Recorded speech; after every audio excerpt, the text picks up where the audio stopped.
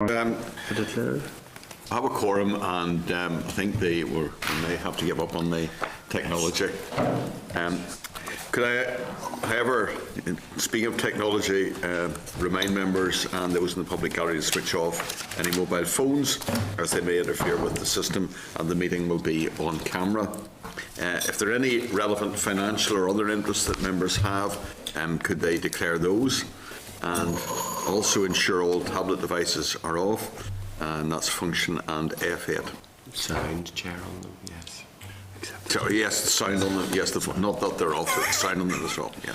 Thank you. It's some harder to use. Just as much out of it, though.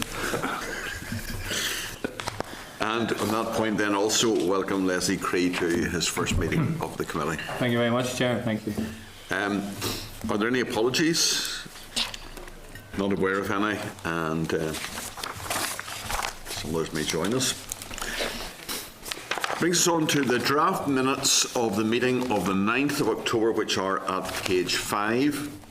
Do we have agreement that the minutes are an accurate record of the proceedings? Agreed. Agreed, thank you. That brings us on to then the inquiry into inclusion in the arts of working class communities, and we have a briefing from the Talent Tribe. The clerk's memo at page 11, if you would note that. The Talent Tribe briefing paper is at page 17, and there's a collection of confidential stories entitled A Voice at page 22. Okay. Oh, I suppose. Yes. Have you heard? No, actually. We don't do cable politics. No, we don't. Brendan.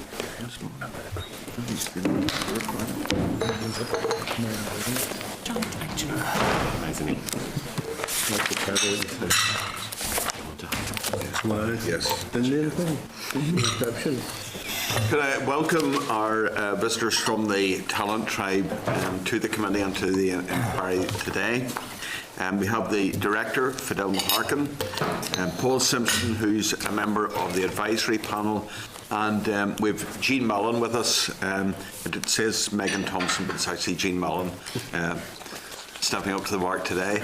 And you're all very welcome to the committee. So would you like to make an opening statement and tell us a little bit about your work? Yes, thank you very much, Chair. Okay, because we've been here before, I'll just do a very brief refresher for those who have met us and for those who have yet to have that joy. I'll just lay a bit of a foundation. Right? The Talent Tribe was founded in 2008, so we are a relatively young organisation, but as you can see, Paul and I are recycled. As an organisation, we do, because we are young, draw from an advisory panel. And that wisdom that Paul brings from his background, he will explain when he takes over with the presentation and looks at our strategy going forward. Right, the Talent Tribe is a registered charity. We train for the arts and creative industry using the industry to train. We work with everyone, but we particularly target those who are marginalised, disadvantaged and vulnerable. Our mission is to make the arts and the creative industry accessible to everyone. I've read all of the evidence that has been presented to the committee about as part of this inquiry, and I realise that you've already been furnished with so many sectorial stats that you could probably do for a lifetime already. So I thought we would concentrate more on the human face impact and focus on one project that we're delivering, which would exemplify the sort of work we do. Okay, it's a creative arts engagement with very talented young women. These young women are between the age of 16 and 24 who are not in employment, education or training. So very atypical of the people that you're trying to give and look at giving access to. The project itself is called Gateway to Progression, and the lead partner is Training for Women's Network. A little bit of background on the young women we've interfaced with. The 139 young women so far. 128 of them are single mums. We work in Derry, Londonderry, Kilcooley, Short Strand, Poleglass, The Falls, Sandy Row and Tuckmona to date. Of that group of young women, 28 of them we actually met in homeless hostels. 111 of them required childcare assistance because they had no extended family support. 39 of them had previously been diagnosed with forms of depression, anxiety and mental illness. 53 of them had experienced some form of domestic abuse.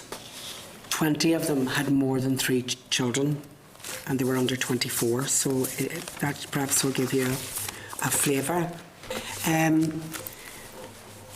As you can see from the leaflet that has been just delivered to you there was a range of potential choices, and what we actually did with them was adapt around the interests of the young people so that the actual project became more bespoke. None of the young people that I'm going to focus on in this group were interested as such in the creative industry when we met them. I can't let you see the rest of the projects, which were crafts and skill based in the theatre experiences, because once they show, they've gone.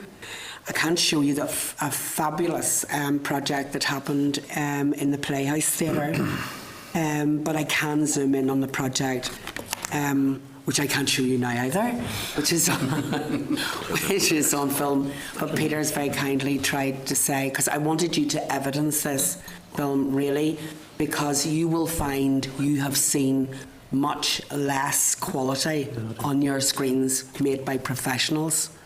So it is an outstanding, because for us the product is as important as the process because of the impact it has on the young people. And you can put excellence and community in the one sentence, and we can prove it. We do it every day of the week.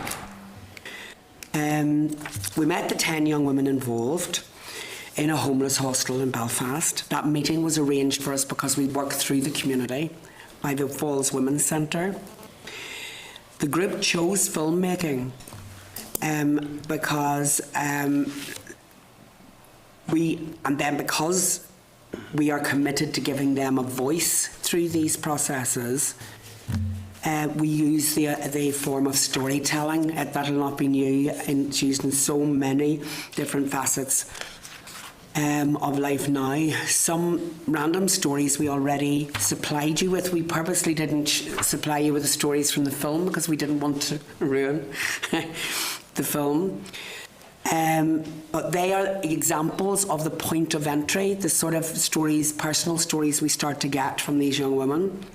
So back to our 10 particular young women, they were all single mothers in this group. None had a particular interest in this world at all.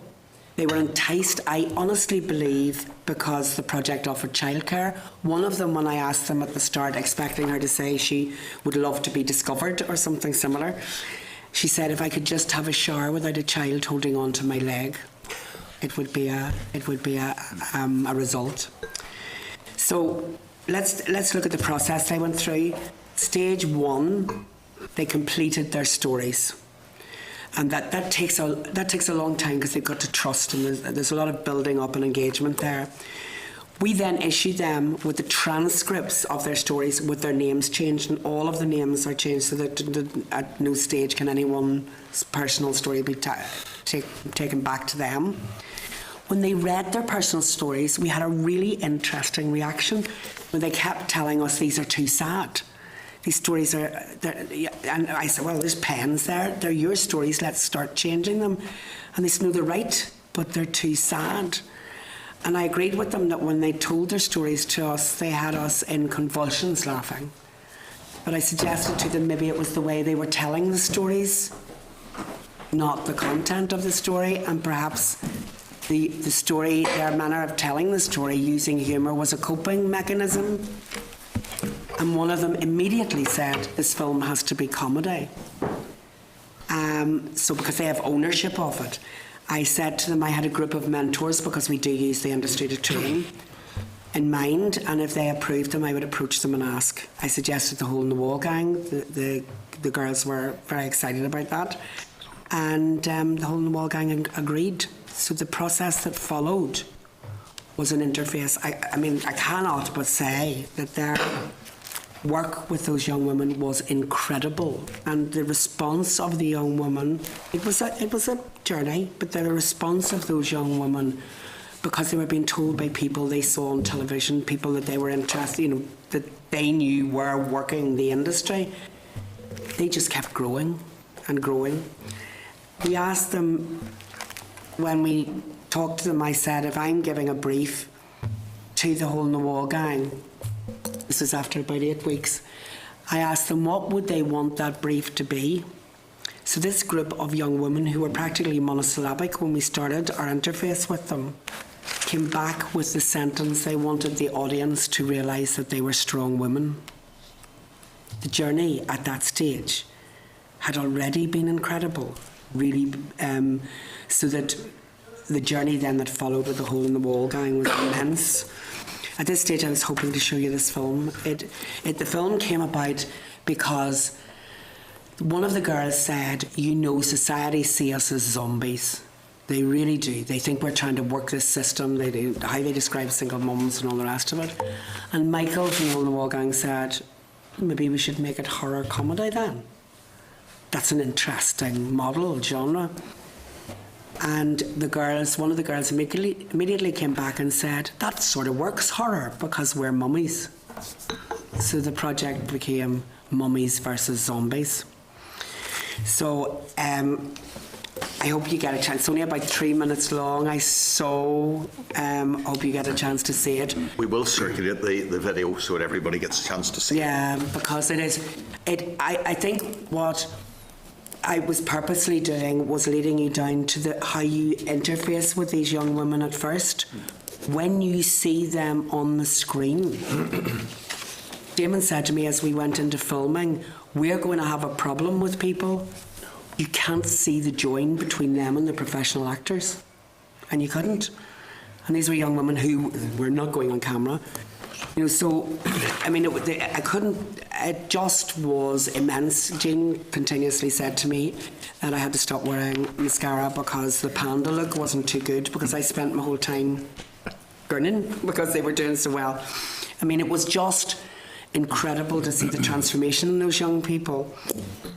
I think the outcome in terms of those actual young women, 3 of them have gone on to get employment in other jobs outside, so therefore the transferable skills are bound to have helped them on that interface and interview. 1 of them got pregnant again. 1 is writing, has too many commitments at the minute, but is writing and has been mentored on a continuous route by the Hole in the Wall gang because they think she has real potential. 1 of them is on hold because her children are so young. 1 of them we now employ in makeup, and I've got her work in the industry. You see the makeup in it. I mean, it's phenomenal, and it is done by this young woman, mentored, of course, by the industry. 1 works with us now on an internship, and 2 of them are being written in as cast for the Hole in the Wall gang's new series, which is called Number Twos, which I'm sure all of you will enjoy, as it focuses on Stormont. So that was sort of a snapshot of a doorway that we opened into the magical world we live in. This world of creativity, and this world of applied creativity and skill. I think it's the art of the magic. It's the project is now coming into the 18 months old. In 2 years, the funding stops. So I know that you've already heard this before, this sort of parachuting in, the lack of continuity in delivery. So although we struggle to try and find a route afterwards for these young women, it doesn't exist at the moment. I think really I'd like to bring Jean in. Jean was going to talk after the film. So she was, but because she has come through the process, it may, if she just briefly gives a personal view. I came into the Talent Tribe through an internship in 2011 through a volunteer scheme for people that couldn't find jobs.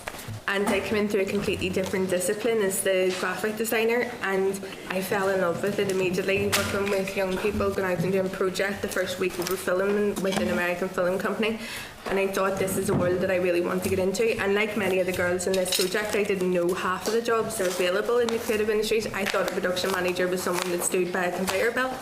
So whenever I realised just what actually you had to do to become a production manager, I took it on top of the job that I had and built up the skills and training on the job, making all the mistakes, and then working with the young people. And I've been doing it for 4 years now. The film we were going to show would be my fifth film credit.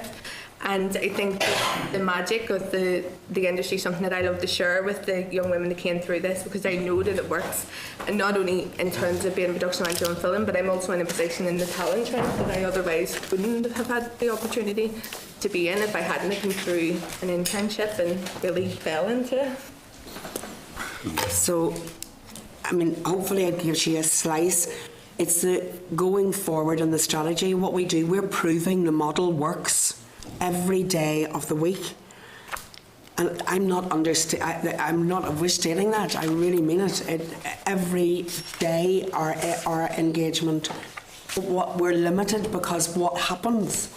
We've got all of this worthwhile stuff happening here, and we have the industry happening here, and there is no join up. There is no, and that's really what I'd like Paul to take over as he looks at our suggestion for strategy moving forward. Good morning, Chairman, members. Yep, really what we want to do here is to get from a position where transient support is being offered, the passing, to a position where there's permanent support in place for communities like this, for young people in communities like this, to give them a chance to show their talents.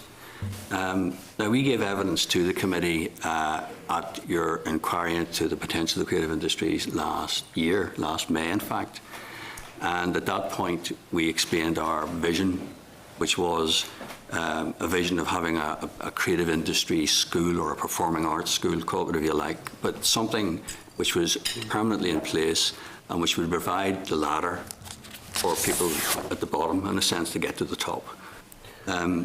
And we asked the committee at that stage for its support to make an approach to the Cabinet Minister for basically, it's fairly modest, just to carry out an economic appraisal into the deliverability, the feasibility, the possibility of having some sort of creative industry school in Northern Ireland. And we were very happy indeed that the committee supported that, and in fact wrote to the Minister in July last year supporting our proposal. And that in turn produced fruit, because then we had a meeting with the Cabinet Minister, Carol McQuillan, in October last year to present our proposals to her for an economic appraisal. And we were delighted, in fact, when she then said that she supported the concept and would indeed commission an economic appraisal. DCAL officials then asked me if I could provide them with terms of reference for an economic appraisal, which we did. We provided that shortly after our meeting. And then we waited for something to happen. Nothing happened, I have to say. Despite several inquiries from me over a period of time, we heard nothing more from the department for nearly a year. So Fidelma then prompted the Minister by writing to her July just passed, and we got a reply from the Minister on the 29th of August this year, which was very disappointing. And basically the letter said that a feasibility study could not be carried out during the 13-14 year due to budgetary priorities. And we waited nearly a year to hear that there was no money for a feasibility study. So the Minister suggested in her letter then that Fidelma should make a presentation of her proposals, basically what we taken to the committee last year. Should make a presentation of proposals for this school to a newly formed Ministerial Advisory Forum. Now, I understand the membership of that consists of the local board membership of creative and cultural skills and creative skill set. and it's chaired by the department. I believe it had its first meeting on the 2nd of September, although I have no details on what they actually discussed. There's none on the website. So the Minister said that if Fidelma would make her proposals to the Forum, that then the Forum's advice, together with the views of other departments and agencies, would inform any decision by her on a feasibility study. So basically, you know, we've just marked time for a year, nothing has happened. She also warned us that any funding decision now would have to be taken against the backdrop, as she put it, of unprecedented budgetary pressures across the board. And we all know what that's referring to, and we understand that. Times are very difficult at the moment. It's just a pity that perhaps the money wasn't so tight this time last year, that the opportunity was not taken then. It's going to be much more difficult to get it done now. So Fidelma has indeed now agreed to make her proposals. She will do that to the Ministerial Advisory Forum the next time it meets. But I have to say we're both very concerned that this is going to lead to further delay just in getting to this first step of an economic appraisal.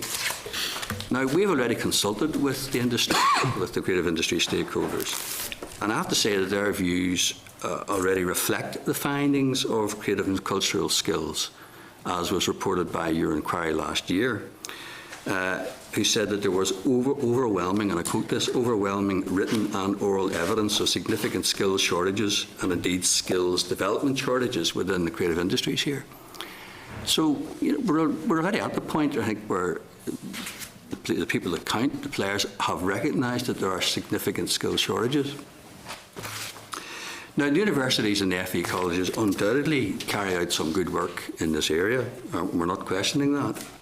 But the message coming through strongly from the industry, I think, is that there is a lack of relevant project-based practical skills which young people can demonstrate in their portfolios and bring to the table when they're looking for employment. The industry has told us that they would much rather have people with practical skills than people with academic qualifications. And that certainly has been our experience, I think, in the talent track. I was just looking at some of the evidence that's been given already to this current inquiry, and just pick up one point that registered with me when Bob Collins was giving his evidence to the inquiry.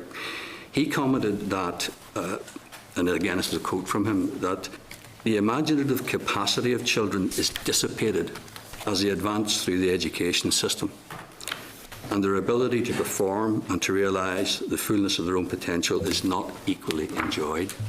I think that's a very telling comment.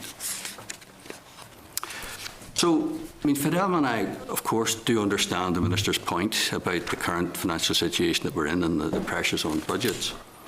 But I have to say, until an economic appraisal is carried out, we can't even be assured that the current resources spent in education and training and the performing arts are being used to the best effect. We don't know that they are. The evidence from this really suggests that they're not. So when resources are tight, it seems to me to be all the more urgent that we do take a fundamental look at the issue. I know that the department is working on an arts strategy. Although again, I have not been able to find out an awful lot of detail about that, but I know that they're doing some work on it. And I do believe it's vital that this issue of a new focus on coordinated planning, management and delivery of education and training in the performing arts should be addressed as part of this work. And again, I would look to the committee, hopefully, for its support taking this forward. Thank you. Thank you indeed for the presentation and the points that were made there. I'm just wanting to start with a question to Paul. You made the point there that about the difference between transient work and permanent, and the work that you do is in a sense transient because it's for whatever number of weeks, I assume. But there is even more transient work sometimes that is only a dipping in for almost like taster sessions. Have you any views on the effectiveness or otherwise of that very transient dipping in, which sometimes when organisations are doing outreach, I suppose in some ways the very transient is the easiest. Yeah. But is it the most effective? I think personally, Fidelma can answer this, she's got more experience, but I think personally my reaction to that would be that to create expectation in young people and then disappoint them is worse than never having started in the first place. Because you then start from behind the step, you're further back. So, over to Fidelma. I've been involved in both now because I spent 17 years teaching and theatre and media. In fact, one of my past students, and in an area which was a deprived area, I'm working with kids that I'm working with now, a profile. In fact, I was very proud to read in one of the presentations made to the committee, one of my past students, which is an example that this actually does work. But that case was within a school situation, and I think her exact words were, when in the school I attended, creativity was at the heart of the curriculum, and that was St Louise's Comprehensive College, and that seems to happen in some schools, but it doesn't happen in others. It appears to be something that frequently only happens because of interest in that school area, and that she felt that it permeated all the other subjects. And I feel that very strongly, because you can be a scientist if you're not creative. Where does it go? Which employer doesn't want an imaginative, creative, innovative person? So there's all of those transferable. But in answer directly to your questions, those taster sessions are actually good just to see. So that wakens, but to just do them and leave it, it needs to have a strategy whereby the model of the talent tribe is the easiest way, I think, to explain it. Just like sport, loads of kids engage, play. They might stay playing every week, and they have a wee manager and thing, and they have competitions and all the rest of it. Some of them move to the next level, and that's the same as ours. They then, as we're using one of those young women, do taster and intro sessions for those below them, like they manage the little teams. So as you gradually go up the pyramid, at the top of this pyramid, you have those who actually engage then in the industry and take it forward. So that model, or of course we have to allow, you'll never get a 6-year-old playing for Man United, but obviously you can have a 6-year-old as a main role in a film. Now, maybe I chose the wrong team there. I was just saying the way the Man United are playing. I know, thought, why did I pick? But, so, in answer to your question, there is a place for all of it, but it needs to be within a given development, not just, here we are, we've got a bit of funding, hey, and we're away. That's criminal. Okay, thank you. Gordon, go on, please. Thanks, Chair. Thanks very much, panel, for coming in today. Right, and I do commend the work you're doing in Kilcooly, an area of social need in Northdown, and we appreciate what you're doing there. Just generally, how do you convince young people to engage in the arts when you've told us something about the background of such young people? You know, other priorities, I'm sure, are more relevant in relation to housing and childcare. How do you convince them that art should be something that they should really engage with, and how difficult is that challenge? It's actually not difficult really at all, because we work through the community groups. We don't parachute in, look at us, we're here. We go in and set up, and we have a network now, it has taken us years to build it, of trust with community organisations. So when we engage, almost the fact that we're brought in by organisations that already have the young people's trust, there's a certain amount of trust there. Because the range of stuff we offer is so great, because it covers everything from someone who's interested in joinery and set building to sparks and lighting, because I mean, what I think one of the loveliest quotes on the day that the Hole in the Wall gang did their filming was the girls had said to me that one of the reasons they wanted to make a film was there wouldn't be an audience, and they didn't think they could cope with an audience. And as we went into the room to start shooting the scenes, which were set in an office, one of the girls turned to me and said, "You promised me there wouldn't be an audience." And I said, "That's not an audience, that's a film crew." for a film, proper film. And I think it only dawned on them then, oh my goodness, there's this list of potential input. So some of those girls were doing makeup, some of them were doing costume, some of them were doing photography.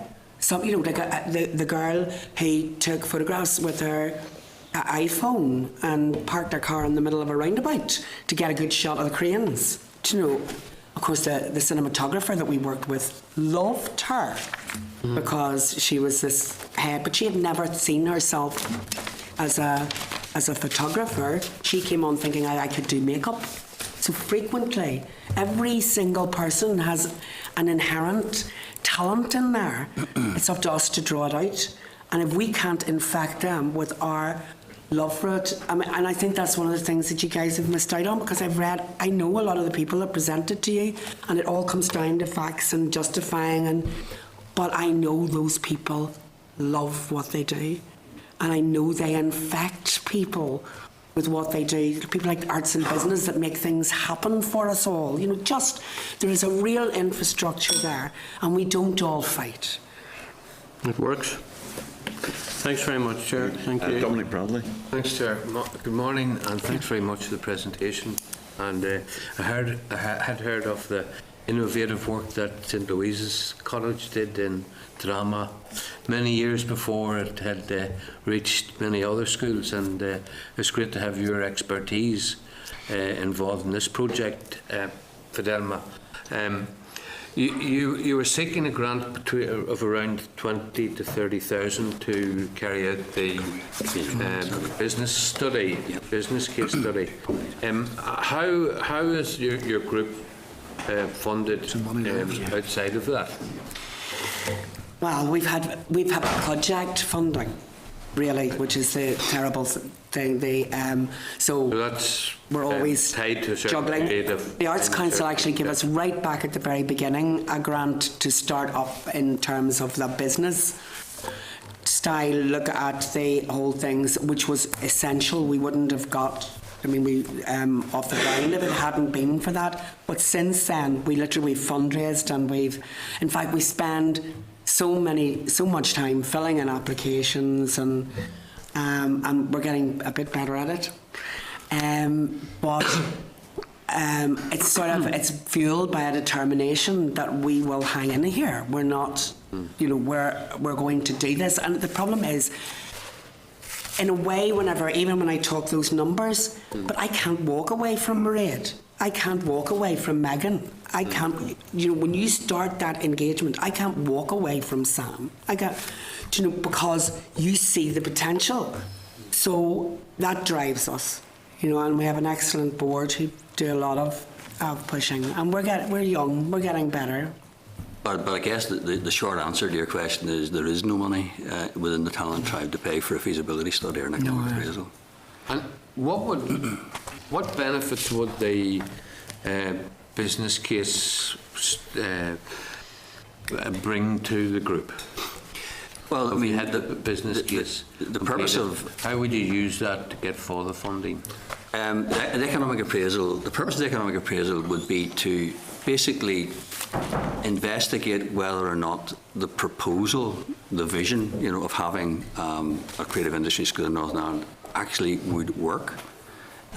So it would go through all the aspects of it, who would support it, how much would it cost, who would attend, how long, all of that, and basically identify all the various options that might be available for doing that and cost them.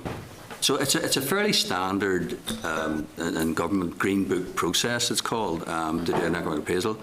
You will never get any government money for a project unless you have done an economic appraisal and can demonstrate the benefits of it. So it's a fairly rigorous economically based process. Right, so in order to move the project forward, you really have to do this. We really need this, yeah, we do.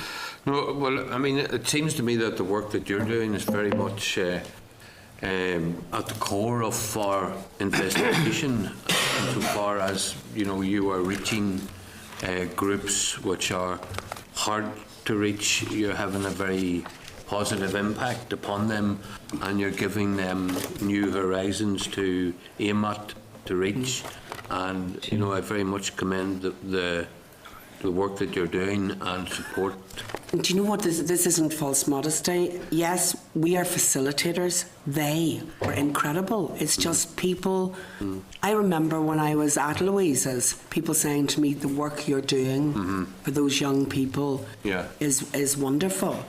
But there was a perception of these young people, and that was totally wrong, because all we had to do was set the bar, provide the opportunity, and then try and keep up with them.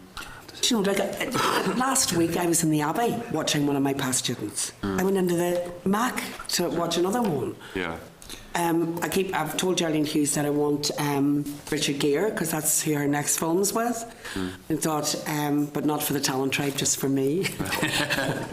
But so what I'm saying is, when people like Geraldine Hughes says to me at 11, I want to go to Hollywood. But you know what? We can't do it for her. We don't do it. All we do is take them on that journey and create that platform. And that is pretty. That I feel privileged. I know we all do. And I know that the Hole in the Wall gang, when they met those girls, having read their personal stories, had so much respect for them because of what they were coping with. Thanks, Dominic. Thank you very much. William, one point. Thanks, Chair. Thanks for your presentation, and apologies for missing the start of it.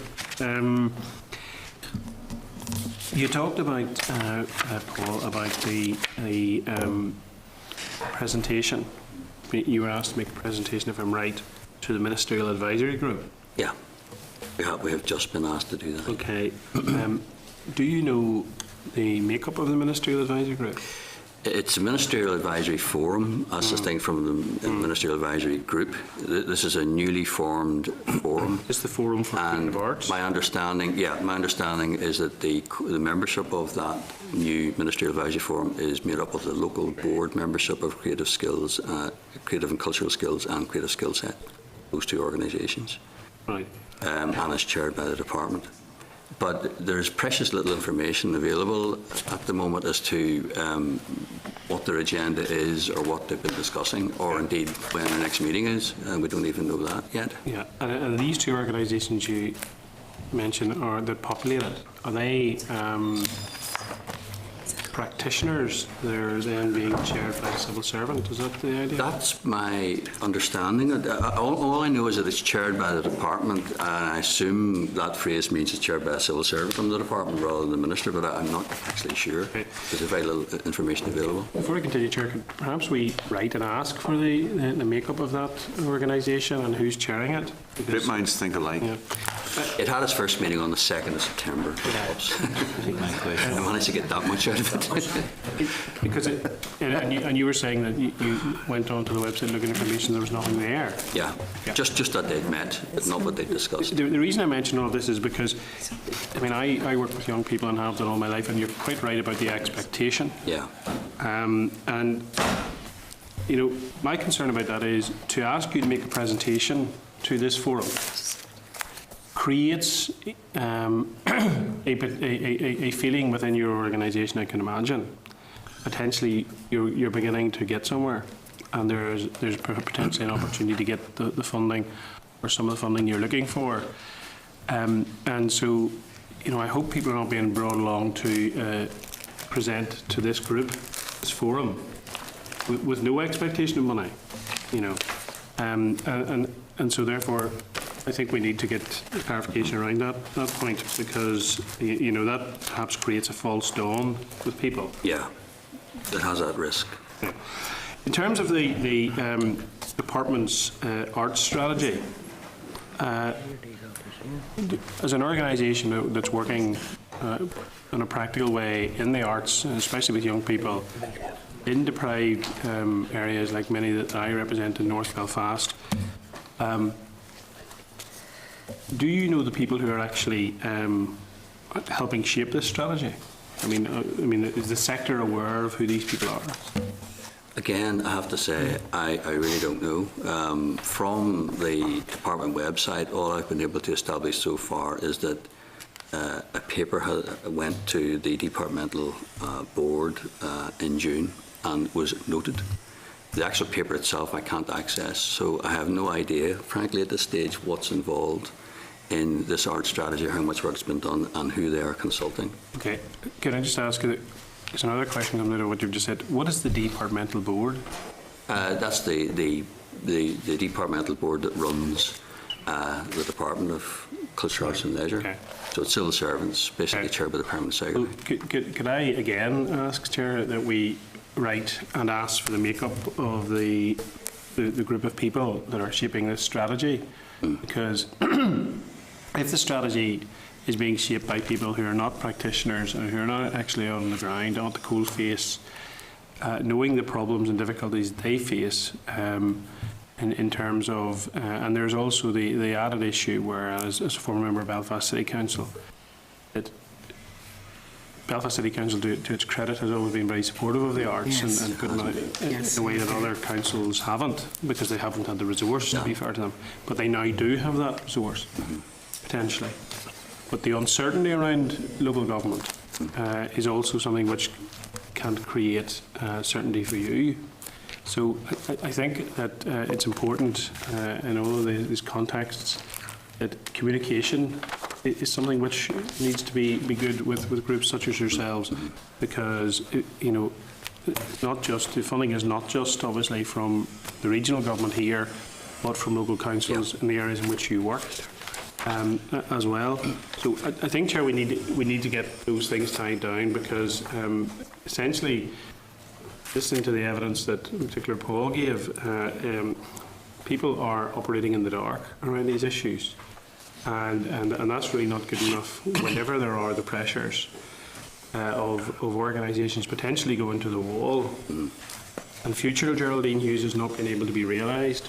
And the only Hollywood you see is the one in County Down, with respect to Mr Dunn. Well, we will follow up on that and possibly ask around the process that they're going to use in developing it, and timeline and so on, to get some clarity around those things. Thank you. Councillor McCrae. Thank you. Paul, just give me a wee run down in your background. My background? Yeah. Career civil servant, retired about 5.5 years now. I was, at various stages, I was Chief Executive of the Health Service. My last couple of years were in DOE, actually leading the reform of councils. But as I left all that behind me 5.5 years ago. And got great. This lady's been annoying me ever since. Well, this lady knows me as well, actually. I know him too. Yeah, we probably know everybody, actually. I mean, I have come across Talontride in the past. We've actually had functions on here in Stormont, so I'm supportive of the issue. But what do you reckon the chances of getting £30,000 in the current financial climate? Capital is not as big an issue as revenue at the moment. My understanding is that capital is not necessarily short. And £30,000, frankly, is nothing in the capital context. I think £30,000 to deliver a feasibility study is modest and extreme. The real test would be that if the feasibility study or the economic appraisal results in a recommendation that we actually have some sort of creative industries school or that sort of a setup, that would beg all sorts of questions in terms of the revenue streaming for that.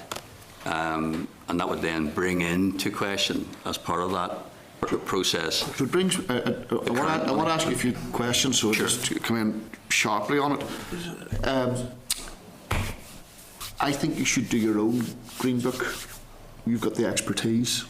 You could just go through, do you really need somebody from outside to do an economic appraisal? Because I do agree with you that I think there will be opportunities to take advantage of capital as it's not used. And the revenue stream I'll talk to you about in a wee moment. But would you not just look at your board, look at your expertise, would you not just do it? If only we're true. Unfortunately, I have no expertise in doing economic appraisals. You really do need an economist to do an economic appraisal, and I'm not an economist. You probably also need somebody who has experience of working in the area, in the performing arts area, which I don't have either. So I don't think I could do it, and I don't think Talent Tribe has at its disposal. I think you should go. I just say to you, I don't want to be alarmist, and you'll probably prove me wrong by going and getting the money. But I have to tell you, we were down at the Lyric a while ago, and they were having to implement cuts of £50,000, and they were cutting, £1,000 or small amounts. A small, And I'm just telling you, you come to somebody, look, you see, if you get £30,000, I think there'll be an awful lot of other people running around saying, well, how great is it? But I am very supportive of what you're doing. I just think that the reality is, in the current financial climate, I wish you well, but I'd be surprised if you get that result. However, I do think that funding will become available for all areas. And I was going to ask you, I noticed in your submission, talking about keeping the fee structure, I think it was item 23, you were talking about within the £3,500 for the fees. Have you approached Dell? There's a number of issues that you might have approached Dell on. What's been the outcome of your discussion with Dell? Well, we had a very unproductive session with Dell. Dell's view, frankly, was that they were delivering the creative industry skills and training that DCAL wanted them to deliver, and there really wasn't an issue as far as they were concerned. I mean, they basically put a closed door for them. They didn't think there was an issue. What was wrong with what they were doing was their question. They were doing what DCAL asked them to do. So we really got nowhere with Dell. So there's a couple of points that I think you should approach, and we might, if the committee considers right, is there is an issue that the Minister has said that he is reconsidering funding for fees and such like for non-accredited bodies. In other words, we looked at Chiswick and some of the other things about you. I think you should write on that basis and say, look at the good work that you've done. I think that would give you a funding stream. It gives you your revenue. And they are looking at it, so I think you should approach that, if you don't mind. And it might be, if the chair was so minded, it might be the sort of thing that we would ask the Department for Employment and Learning, or the Committee for Employment and Learning, if they are considering ways of giving funding for students that would come along to such a thing. This is in light of the Minister's statement, if we might do that. Your issue with funding at the moment is coming from where? Well, actually, the project that I've exemplified is Dell funded. Although it comes to Training for Women's Network, it's part of a much bigger project, and we. What sort of level are you at, Fidelma? What sort of level of funding do you get from Dell? Just ballpark. Across for 1 year, I think it was 79,000 to deliver. What we this year. Projects. Yeah, anything from the lottery? We got the lottery gave us money to do a business case for how we were. So we're very focused now on us as an organisation. So they gave us that. And what's its approximate? It was about 8,000 to do a complete business plan and look at us going forward. That was very useful, I have to say. Colleges FE, or the FE colleges. Any approach from them about their outreach programmes? No. We have had conversations with FE colleges, but that hasn't ever come to anything. We have done the approaching, but I think you should write that they will have the sort of work that you're doing. I'm just coming to an end anyway of the question, but the sort of work that you're doing with really hard to reach people and getting involved, I think, is outstanding. And they do have budgets. At least they did a year ago, whenever I was in the committee. That's interesting. They do have budgets to help you go and get that, and you should take that funding, and it is a Dell function, so you should look at that. So, my final question to you is: I read the CVs and the others of Emily and all that. What are they? Are they real? They're absolutely real. We've changed the names so that we give them their. Because we had a situation. Actually, with the hole in the wall gang, we're in for about. We're in the second month. The girls actually told them. Yeah. Well, they actually argued. By that stage, they had turned into the monsters that we had bred. Like I have to say, so they actually said. to Damon when he was trying to work with them on the direction of the whole piece. You can't tell me how to be me. I'm playing me. Which was amazing, and they were amazing because they knew those characters. So, I mean, the stories, you just read them and it's heartrending. You know. Could I just on that, Jean, I'm sorry, I didn't quite get exactly where you were in all of this wee bit. Could you just tell me? I'm now the production manager for the Talent Tribe, so I've been working for the Talent Tribe for 4 years now, delivering the projects and interfacing with the young women that are now doing these projects and giving them the opportunity that I had. And did you was it a surprise for you to get into the thing as well? It was very much so, because I initially came in just to design a wee newsletter. The Steps to Work, on the Steps to Work programme for 13 weeks. I didn't think that it would lead to anything at the end of 13 weeks, certainly not to being employed and certainly not to going to work every day and loving your job. It's something different. But actually doing something that's magic. You can be in Londonderry one day doing theatre, and then the next week we could be in Castlederg surrounded by sheep and doing film. And Lost. and that just gives me to the final bit. I'm not sure whether it's Jean or whoever would answer, but part of the issue in the whole of the arts setup is there's an awful lot of people doing similar things. So there is, like, Cinemagic might be doing film, or there's people down in T13 do some sort of theatre, and do you feel it's this argument that people comes back that they'll think that they're doing all that's necessary to be done? Is there any way of getting a bit more coordination about the work? Yeah, I know what you mean. I know what you mean totally. It's very fragmented, a bit like government. No, it's probably better than government. We may have to send you to Hillsborough, but anyway. There you and go. we actually do collaborate, so we do, and we have done work with Cinemagic. But Cinemagic is a children, and I've sat on the board of Cinemagic, and they do amazing work.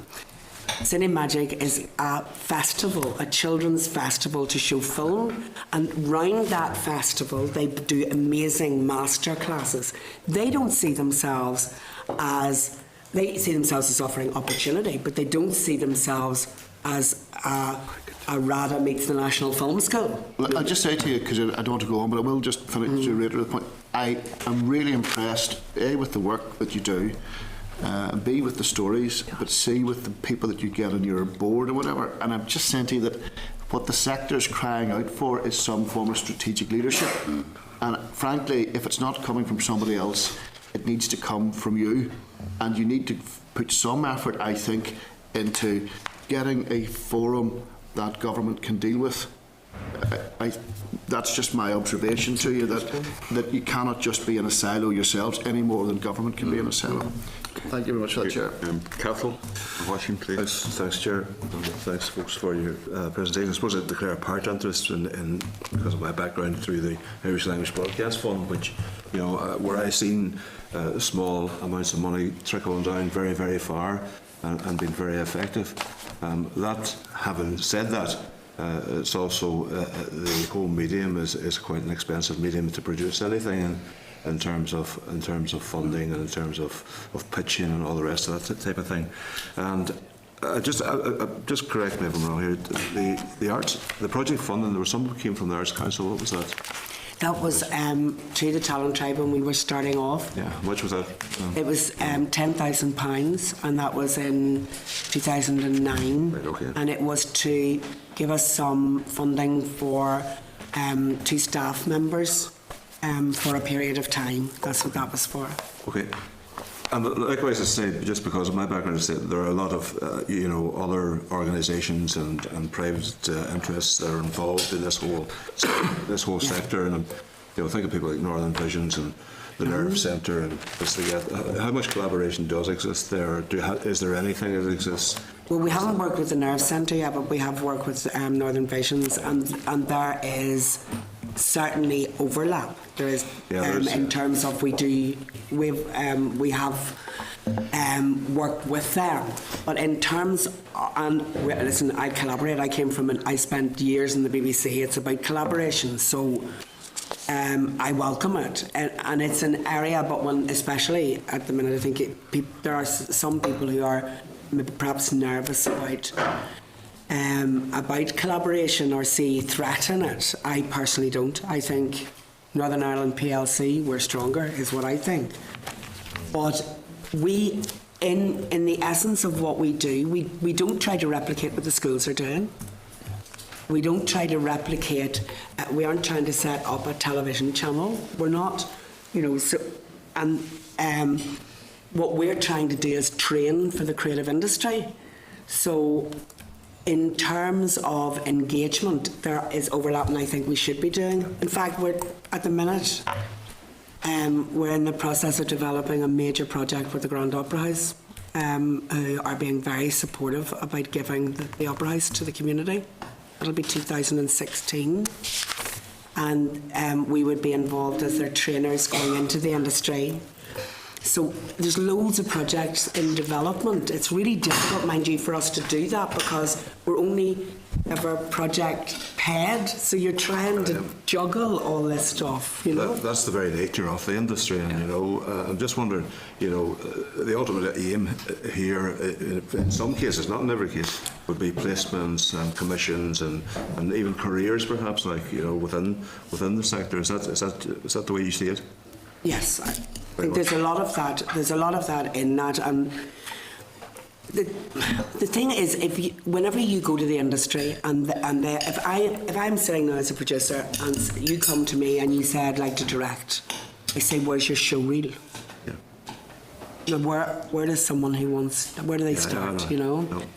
And one person from the industry said to me one day, this is the only profession that I know where someone came in to me and said I want to be a director, and he said, can I see a show reel? And he said, well, I made a film when I was at Queen's.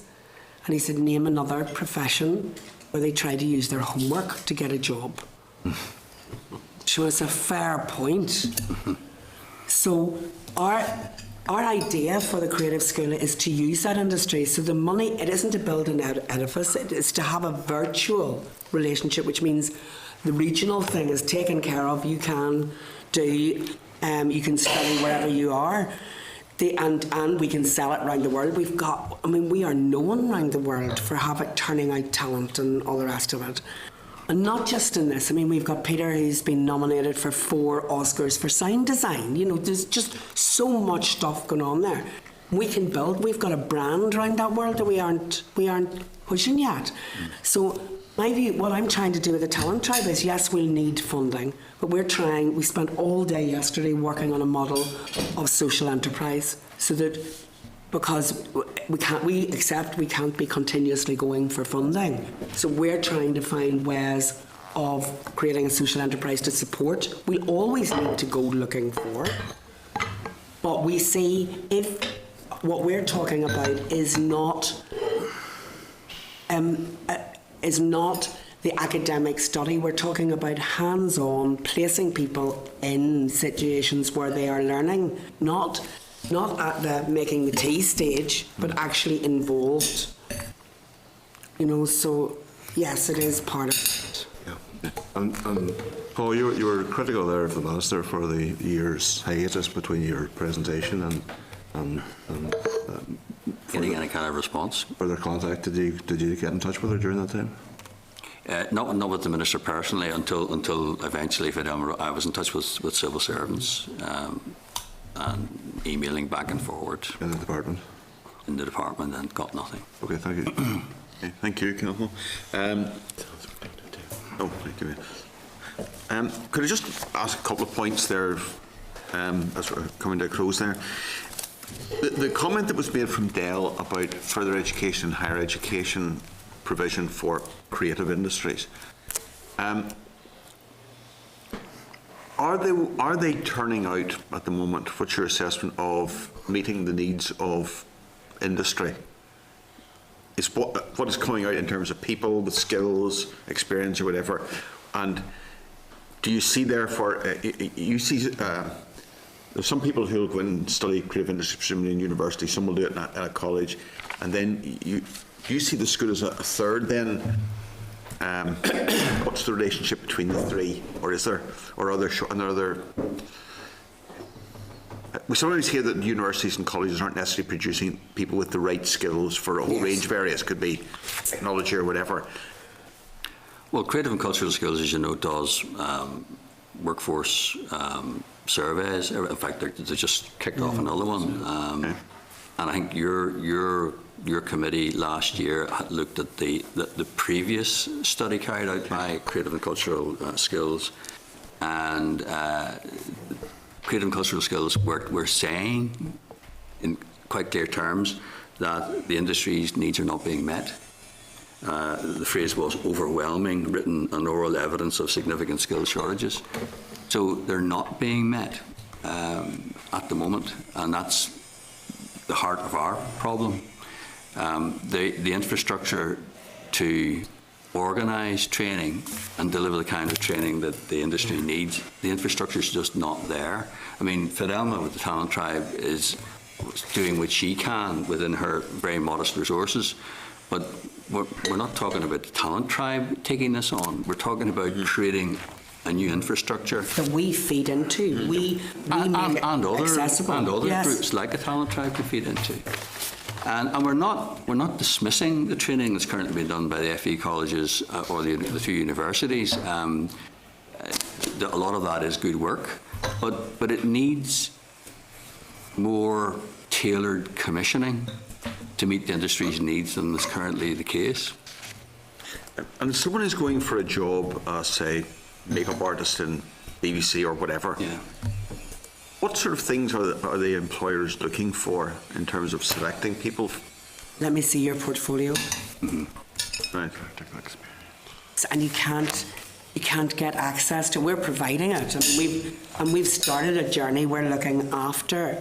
I mean, one of the things that we've discussed with Susan George was this notion of Africa, in South Africa, when they make films there, government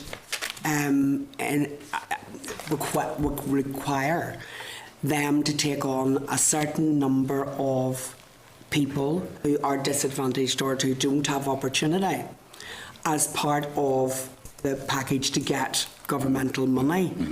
And she was advising me to position ourselves to give them the sort of support, because we understood the needs of the industry and that she would welcome that. She would love to be part of that, but that she didn't have the time to make sure that they had the family support. Like the girl that we're employing has children, so we are tormenting people to get built-in childcare behind her to give her the opportunity. She will eventually, I mean, a makeup artist, basic makeup artist rate works out as £250 a day.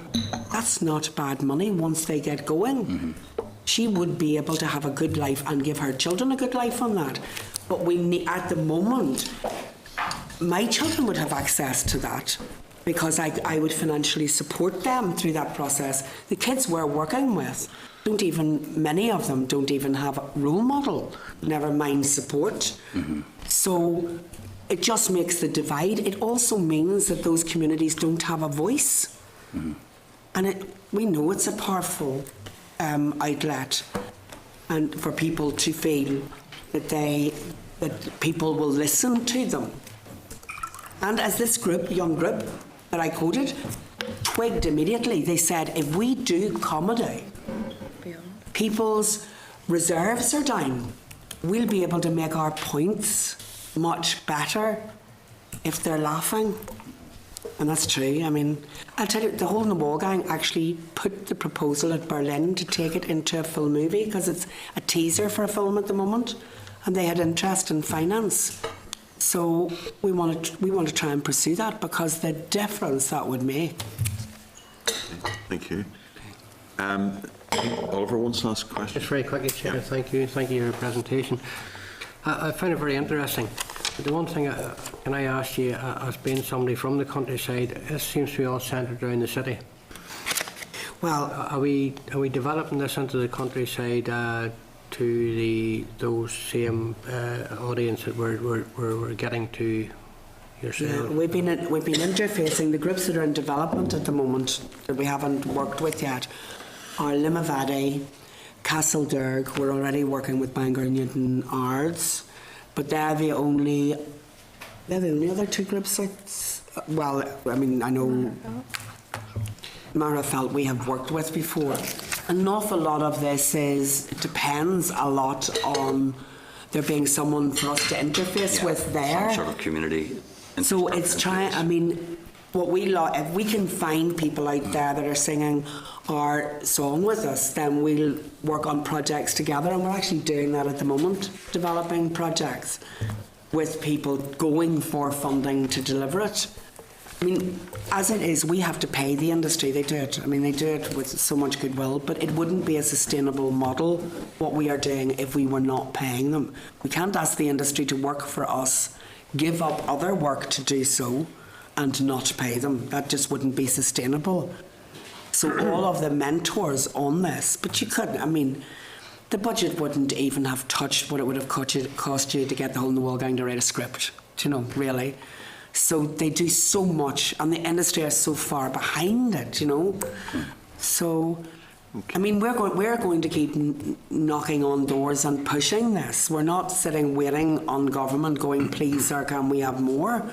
But if necessary, we'll take a battering ram. We cannot let this go, because the people that we're working with can't speak for themselves. And finally, Councillor. Chair, just a brief bit, just for my own benefit, what group are you working with? Shoreline. What do you call them? Limavady? Oh, it's Roe Valley. Roe Valley? Roe Valley? Valley Community Farm. Community Forum, okay, thank you, Jazz. All right. Roe Valley Community Farm. Have you another point there? Oh, thanks, no. Okay, right. Okay, well, thanks very much indeed for your presentation. It's been very informative and stimulating, and raised a lot of questions, as you saw. Thank you. Thank you very much for listening. Thank you. Can I just clarify, Chair, because you asked the follow-up question, and I had said to you that I thought we should write. I think it is the question we should ask the department. Do we think that Dell is providing for the needs of the industry? And you might reference the report. Peter has a list here of all the questions. I was a bit woolly in terms of when I was talking. I just wanted to... Ever. I confess it happens. Chair, I might come later on for some. But just, I think that's the nub of it. What we'll do is take a note now of all of the issues raised. Here we'll put them together, but he can speak to you just to pin down precisely the details of that. Yeah. Do you want to just mention? Well, Chair, we're going to do a number of things. We're going to write and look for the makeup and criteria for the Ministerial Advisory Forum on the creative industries. How that's operating, I think it has met just once, as Paul and Fidelma had said. Also, taking the paper that went to the Decal board in June, really, art strategy. Now, Chair, I should flag up at this stage, the Minister did say the art strategy is at a very early stage. Terms of reference haven't been finalised, and the Minister did say when she was up with the committee that as soon as that was being pinned down, she would be communicating with the committee. But what we'll do is we'll get it on the paper in terms of correspondence to seek that.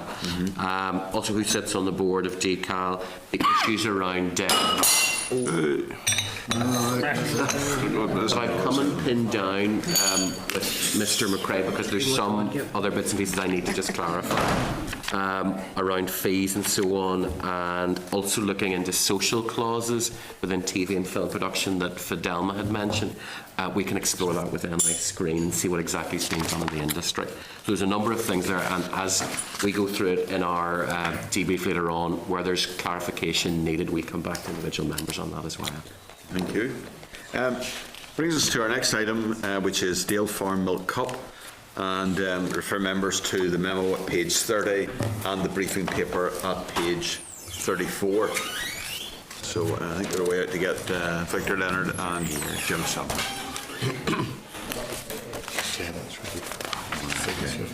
Sure.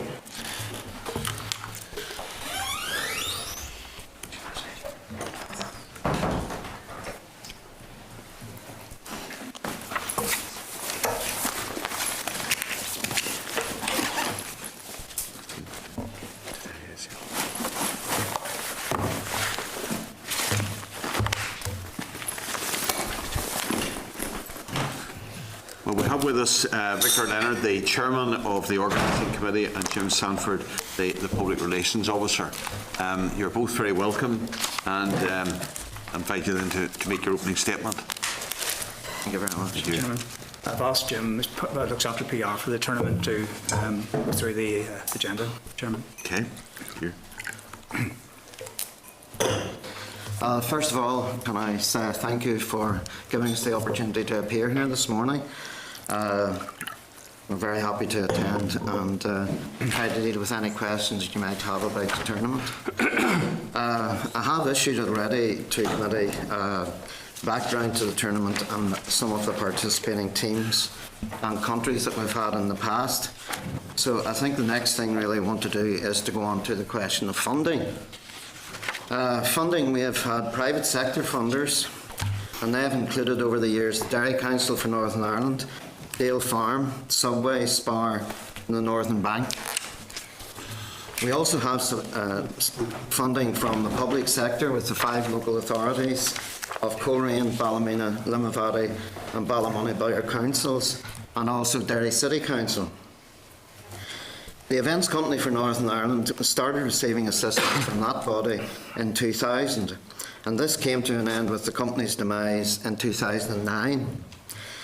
Can I say here that the concept of an events company is, in our opinion, the correct strategy? It is unfortunate that the company ended in the way it did. We would hope that somewhere along the line the idea could be resurrected, and perhaps this time it should come under the department possibly of OFM, DFM. Support from DETI through the Northern Ireland Tourist Board.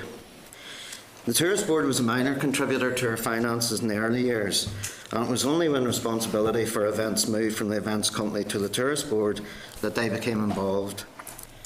A rejection of our first application to the Tourist Board in 2010 led to a campaign led by us and using the good offices of the MPs and the MLAs in East Londonderry and North Antrim. We were awarded £40,000 by the executive. Since then, we have received sums of £40,000 in 2011, £35,000 in 2012 and £25,000 in 2013. As a result of the Dale Farm Milk Cup being a closed call event, we were awarded £63,000 this year. The difficulty we have with the support from NITB is the way that the money can be used. We have been unable to use any of this money to assist with the recruitment of teams, and instead the majority of it, some £30,000 this year, was spent on marketing and advertising, while another £25,000 was spent on first aid and security requirements. Support from DCAL through Sport NI. We received support from DCAL Sport NI for a number of years, but the reason for that support was never that the Milk Cup was an event. The support we received was based on our tournament being a tool in the development and progression of young footballers to become elite players, to further their skills and performance levels. I would imagine that this should be one of the goals DCAL and Sport NI would have. In 2013, however, that criteria changed, and support from DCAL Sport NI was based on the following, and I quote from an email I received from Sport NI: to promote equality, tackle poverty and social exclusion, and make an impact on social deprivation in and around the areas where matches would be held. I take it this criteria is used for all events being supported by DCAL. An international sports event programme was introduced in 2013 by DCAL and supposed to run from the 1st of April 2013 until the 31st of March in 2014. But because of the lateness of its availability, it only covered events from the 1st of August to the 31st of March. Our finals in 2013 were held on the 1st of August, so we were ineligible for assistance from the Events Fund. One of the criteria for the international events programme set up by DCAL was to develop improved performance pathways for Northern Ireland athletes, players and sports. Our first meeting this year with Sport NI was held on the 10th of January, and we made officials aware then that the Dale Farm Milk Cup would be seeking support for this year's tournament. The Minister told the House during one of her question times that she was seeking extra finance from the executive for her budget from the June monitoring round, but that finance never came, and we received no assistance from DCAL this year. We have had many meetings with officials from NITB and Sport NI, and we would like to place on record our appreciation of their support and advice. They often experienced our anger and frustration in these meetings. Unfortunately, they were working within the constraints placed upon them by what we considered to be flawed policies. The economic benefits of the tournament. A number of reports have been commissioned and reported on the economic benefits of the tournament. The Cogent report of 2010 showed a return on investment for the executive NITB of 32 to 1. The return on investment by the total public sector funding, the figure was 7 to 1. A number of hotels, restaurants, cafes and retail outlets in the area have also reported to us that the Milk Cup is the one event in the North West which gives them their best returns in a week during the whole of the season. In 2010, the amount of £436,170 was paid by us on behalf of the participating teams to hotels and other accommodation. The accuracy of that figure was verified in the Cogent report. Go on to media now. The printed media, every press release that we have is issued by us goes to 55 titles in Northern Ireland, and this year there were 837 different articles in these papers. This year we signed an agreement with News International, giving us access to the Northern Ireland Sun and the Irish Sun, which circulates throughout the whole of the Republic of Ireland.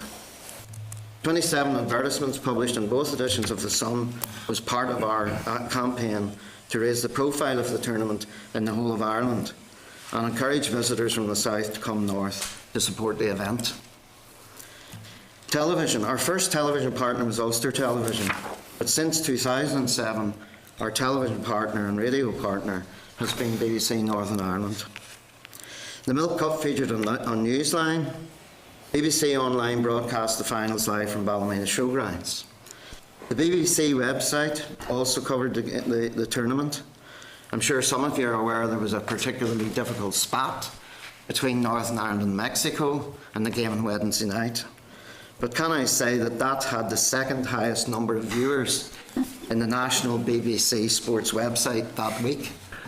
It also went viral and we saw Mexican coverage of the particular spat. Because of the participation of Manchester United in the Milk Cup, their television station MUTV come to Northern Ireland for the event and cover it the whole of the week. MUTV produces a 30-minute highlights programme of the tournament, and this is shown on their satellite channel on numerous occasions. Since August, this programme has been shown 17 times. More showings of this are planned. When the programme is shown in the UK, there is a potential audience of 100,000 viewers. The TV programme is also shown on the international channels of MUTV, and they cover 87 countries, and they have a potential audience of 35 million viewers. Daily coverage of the games, along with interviews, also goes out in these channels. Social media. The whole world of social media plays an important role in life today, and the Milk Cup has its own website, Facebook, Twitter and YouTube accounts. Our website commenced in May, and since then 140,000 people have visited our site. Our Facebook page has 27,500 followers, and there have been over 1 million global interactions on that page. Milk Cup related articles posted on our Facebook have reached large audiences, with one story featuring Milk Cup trophy spotted in the Fluminense trophy room in Brazil had a reach of 1.1 million people. Our Twitter account has 7,500 members. Most of the clubs which participate in the Milk Cup also use media outlets. Again, Manchester United feature their participation in the Milk Cup on their website homepage, which had 14.2 million page viewers from 121 countries during Milk Cup week. Milk Cup updates on Manchester United Facebook page were posted on a daily basis, and their Facebook page has 50 million viewers and followers. These posts also featured on the club's Twitter account, and it has 3 million members. The club apps receive Milk Cup content, and these apps are used by 2.4 million people worldwide. These statistics can be repeated, perhaps not at the same level, by all those participating clubs which use media outlets. It was interesting to note that we do have a Milk Cup in Chile, and the winner of the Milk Cup in Chile, which features 54 teams in the tournament, that started in 2013, and we had them again in 2014. So it's good to see that the Milk Cup is gone to Chile. And just talk about the legacy that the tournament, we believe, has left, or will leave, or is leaving. Infrastructure. One of the problems the tournament has been faced with has been the poor infrastructure in the areas of football grounds. However, over the years, as a result of our involvement, the local councils of Coleraine, Ballymena, Ballymoney and Limavady have improved facilities to a remarkable degree, with new changing accommodation at various grounds in their areas.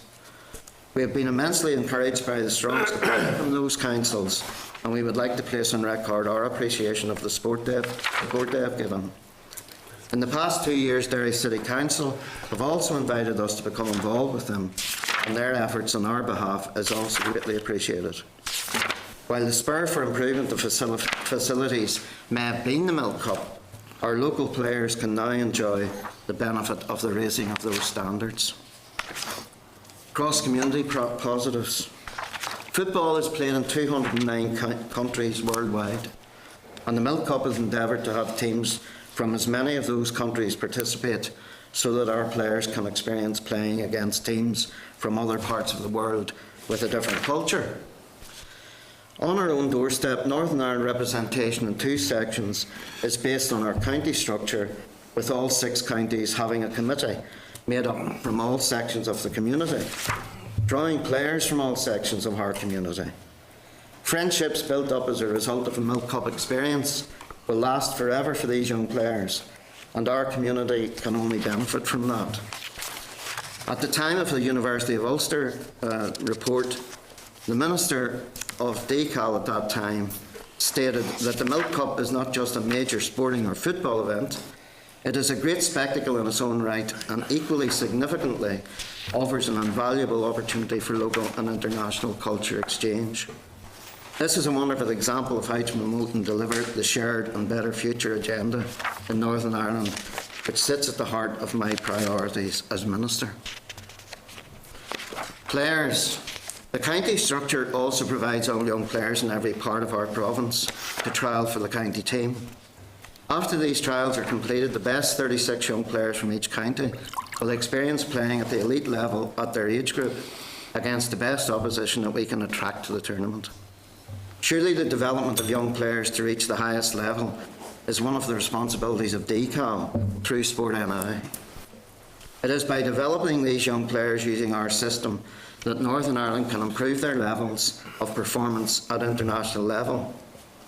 On the night of the famous 1-0 victory Northern Ireland had against the might of England, all of the 10 outfield players who started the game had played in the Milk Cup, and at least 1, if not more, years. David Healy, the goal scorer, played in 3 Milk Cups. Milk Cup graduates. We use the term Milk Cup graduates to describe players who have played in the Milk Cup. We reckon that this is a better term and more fitting than old boys.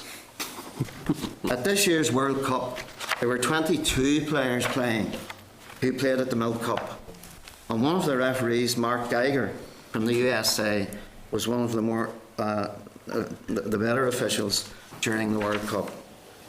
During the football season, we do an audit on a number of weekends of players who have played for teams in the Premiership in England who are Milk Cup graduates. The highest total we have reached is 63 on any one weekend, and the number very rarely falls below 55. The future, the Milk Cup in 2015 will be the 33rd edition of the event, so we have a commitment to the tournament, to the area that it's played in, and the whole of Northern Ireland, and perhaps more importantly to the young people in our community who are involved in the game of football. We have ensured the staging of the event in even the darkest days of Northern Ireland's troubled past.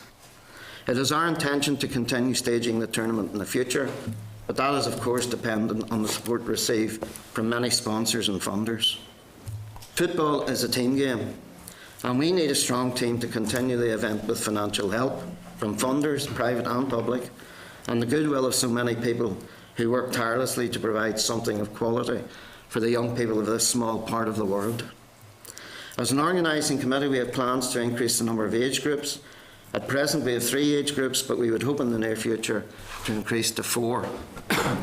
One area which we feel needs our attention is the provision of a ladies section. We've had a number of games involving ladies teams in previous years, but we've never gone on to incorporate a ladies section. We believe we can see an opportunity with the reorganisation of local government to introduce a ladies section to the Milk Cup within the next 2 years. Thank you. Thank you. Cathal, you start. Thanks. Thank you, Chair. Thanks, Jim. Victor, met you many a time, I think. Regarding this, and I have to say nearly every time it's always about funding. Funny enough. I've been very supportive of the Milk Cup down through the years, and I know that it has helped build up some of the infrastructure. You talked about it there, Jim. I know in Limavady itself, yep. we had our new facilities there, 2.2 million, which are very, very well used. There are other facilities around which I would love to see used, and we've talked about this too, Victor, in the past. The likes of Ballygodden, where the NI Elite squad trained. Yeah. But which isn't used, and the likes of Grey Steel, which is used as well there. So those are localised areas, and I appreciate the amount of money that comes into the entire Northwest through the Milk Cup in terms of bed nights and what have you. And much of that comes from the elite teams, the likes of the Man Uniteds and the rest of it, and that is very welcome. But I'm just wondering, and I was talking to Michael Hutton last Friday from the Foyle Cup, and the Foyle Cup is, and I know you're going to say it's an apple, we're comparing apples with oranges, but the Foyle Cup is, again, likewise a huge competition, huge competition in the Northwest. Somewhere reaching the 240 teams. The Milk Cup has 168. No, we have, last year we had 60 teams. Yeah, but I'm just wondering, I'm maybe play devil's advocate here, like, you know, is there time to look, because Michael's the same issue you, except for on a much smaller case, is there time to look at the overall provision of a competition, a Northwest competition, or something else, something fundamentally different? You've brought in, or you're saying you're bringing in some fundamental changes here in the next couple of years. Is it time to look at something bigger than that? Because it could potentially be absolutely huge. Maybe I could answer that, Carol. No problem with the Foyle Cup. I know Michael quite well, and a lot of teams from Coleraine do support the event, and from the Northwest. The difficulty we have with any other event, the teams we get are all professional clubs, as you realise, or national teams. We've had to really change the format of the tournament to go county.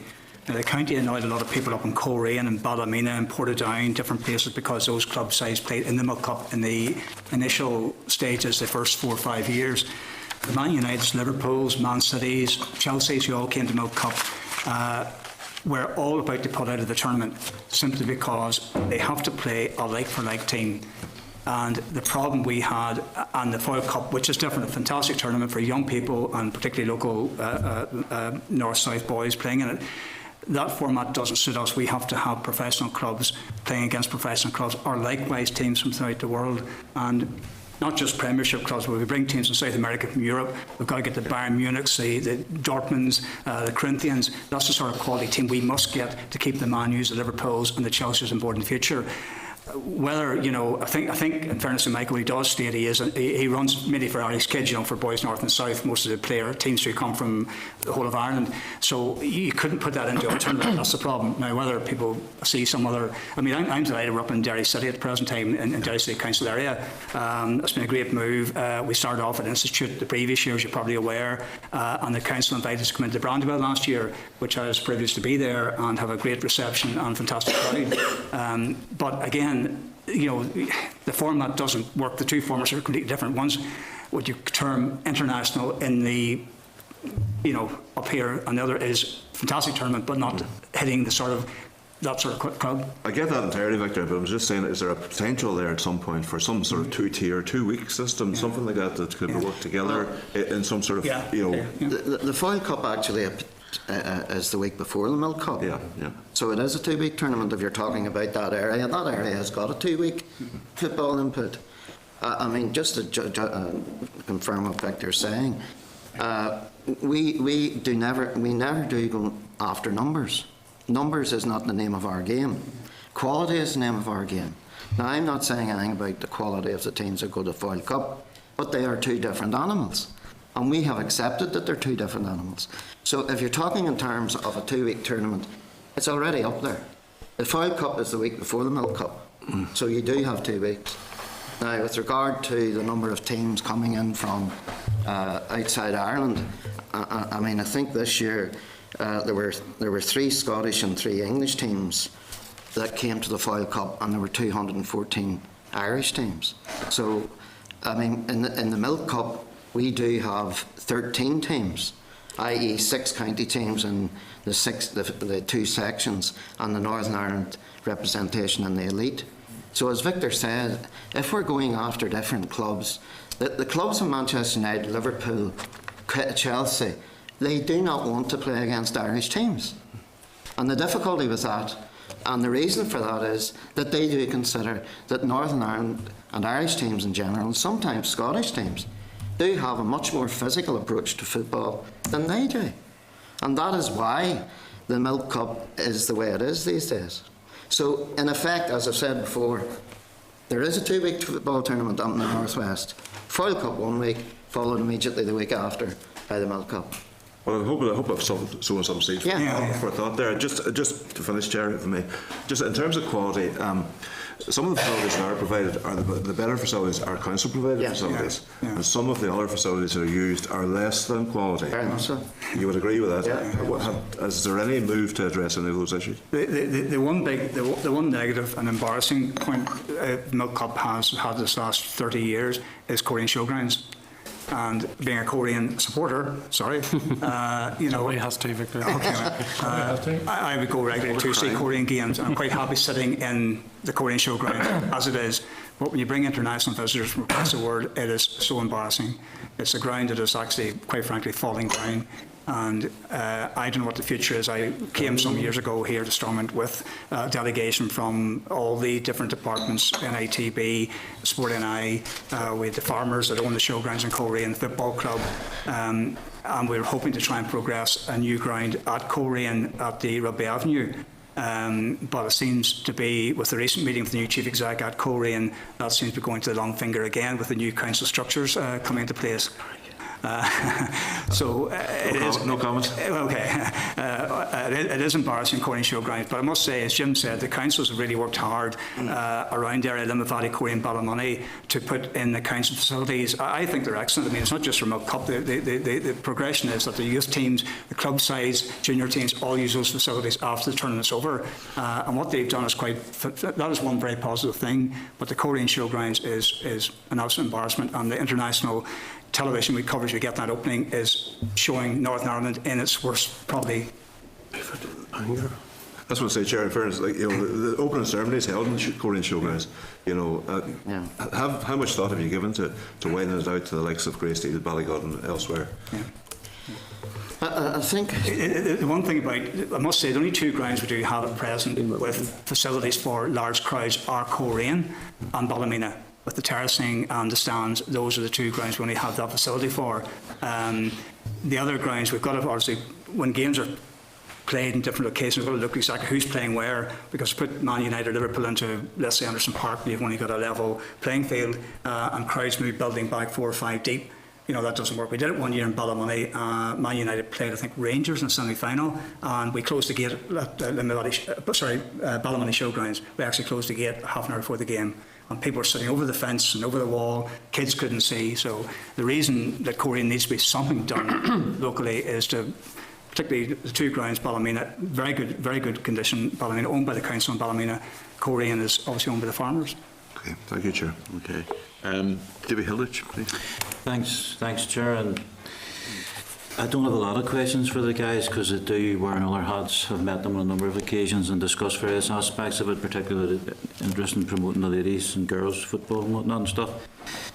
It's without question that the level of benefits to the immediate area and beyond, and whether it be sporting, economic, social, PR, media, a legacy, it's unquestionable. There's absolutely no question about what the tournament and what goes into the North West area on the back of this tournament. I think the question for me is actually, on this committee and yourself, Chair, is actually to take it forward to the Department and the Minister, because I've had various answers to various questions in relation to why there is a lack of resource or support going towards the Milk Cup, and I think that's where we rather than grill the guys today, we need to take it on the back of the information given today and the presentation. And it's an absolute, it is a scandal that there's no major support from central government. There's no doubt about that, and that needs to be challenged. The one question I would ask the guys today is, and you did touch upon it there, the new council structures. People are going to be starting to set the rates for next financial year and whatnot. Has there been any discussion in relation to the mergers? Will you be losers potentially in this new structures, or do you think you'll get the same support just spread over different councils? How do you feel that's going to pan out? Because again, that could be very detrimental to next year's budget for you, or potentially it could be a benefit. I don't think the benefits going to come into it actually, but no, we have spoke with the two chief execs at I can't remember what Ballin is going to be called now. Antrim and East. Well, thank you, Antrim Mid-Antrim. We spoke with the chief exec there and with the new Causeway Coast and Glens, and the feeling is we will get support hopefully as it stands at present, but until it goes forward to the new councils and their blessing, we don't know 100% yet. So that tentative support is there? We think it is. I think the goodwill will be there, at least for the first year, till we get over the hurdle of the new councils bedding in together. Which really throws it back to us again in central government and the fact that we're a scrutiny committee, and we do need to take this matter forward to the Minister and the Department. Thanks. Can I just say, the one thing that I tried to say there in the presentation, when Sport NI did assist us, it was never supported us because the Milk Cup was an event. It was because we were a tool that was being used in football for the development of young players.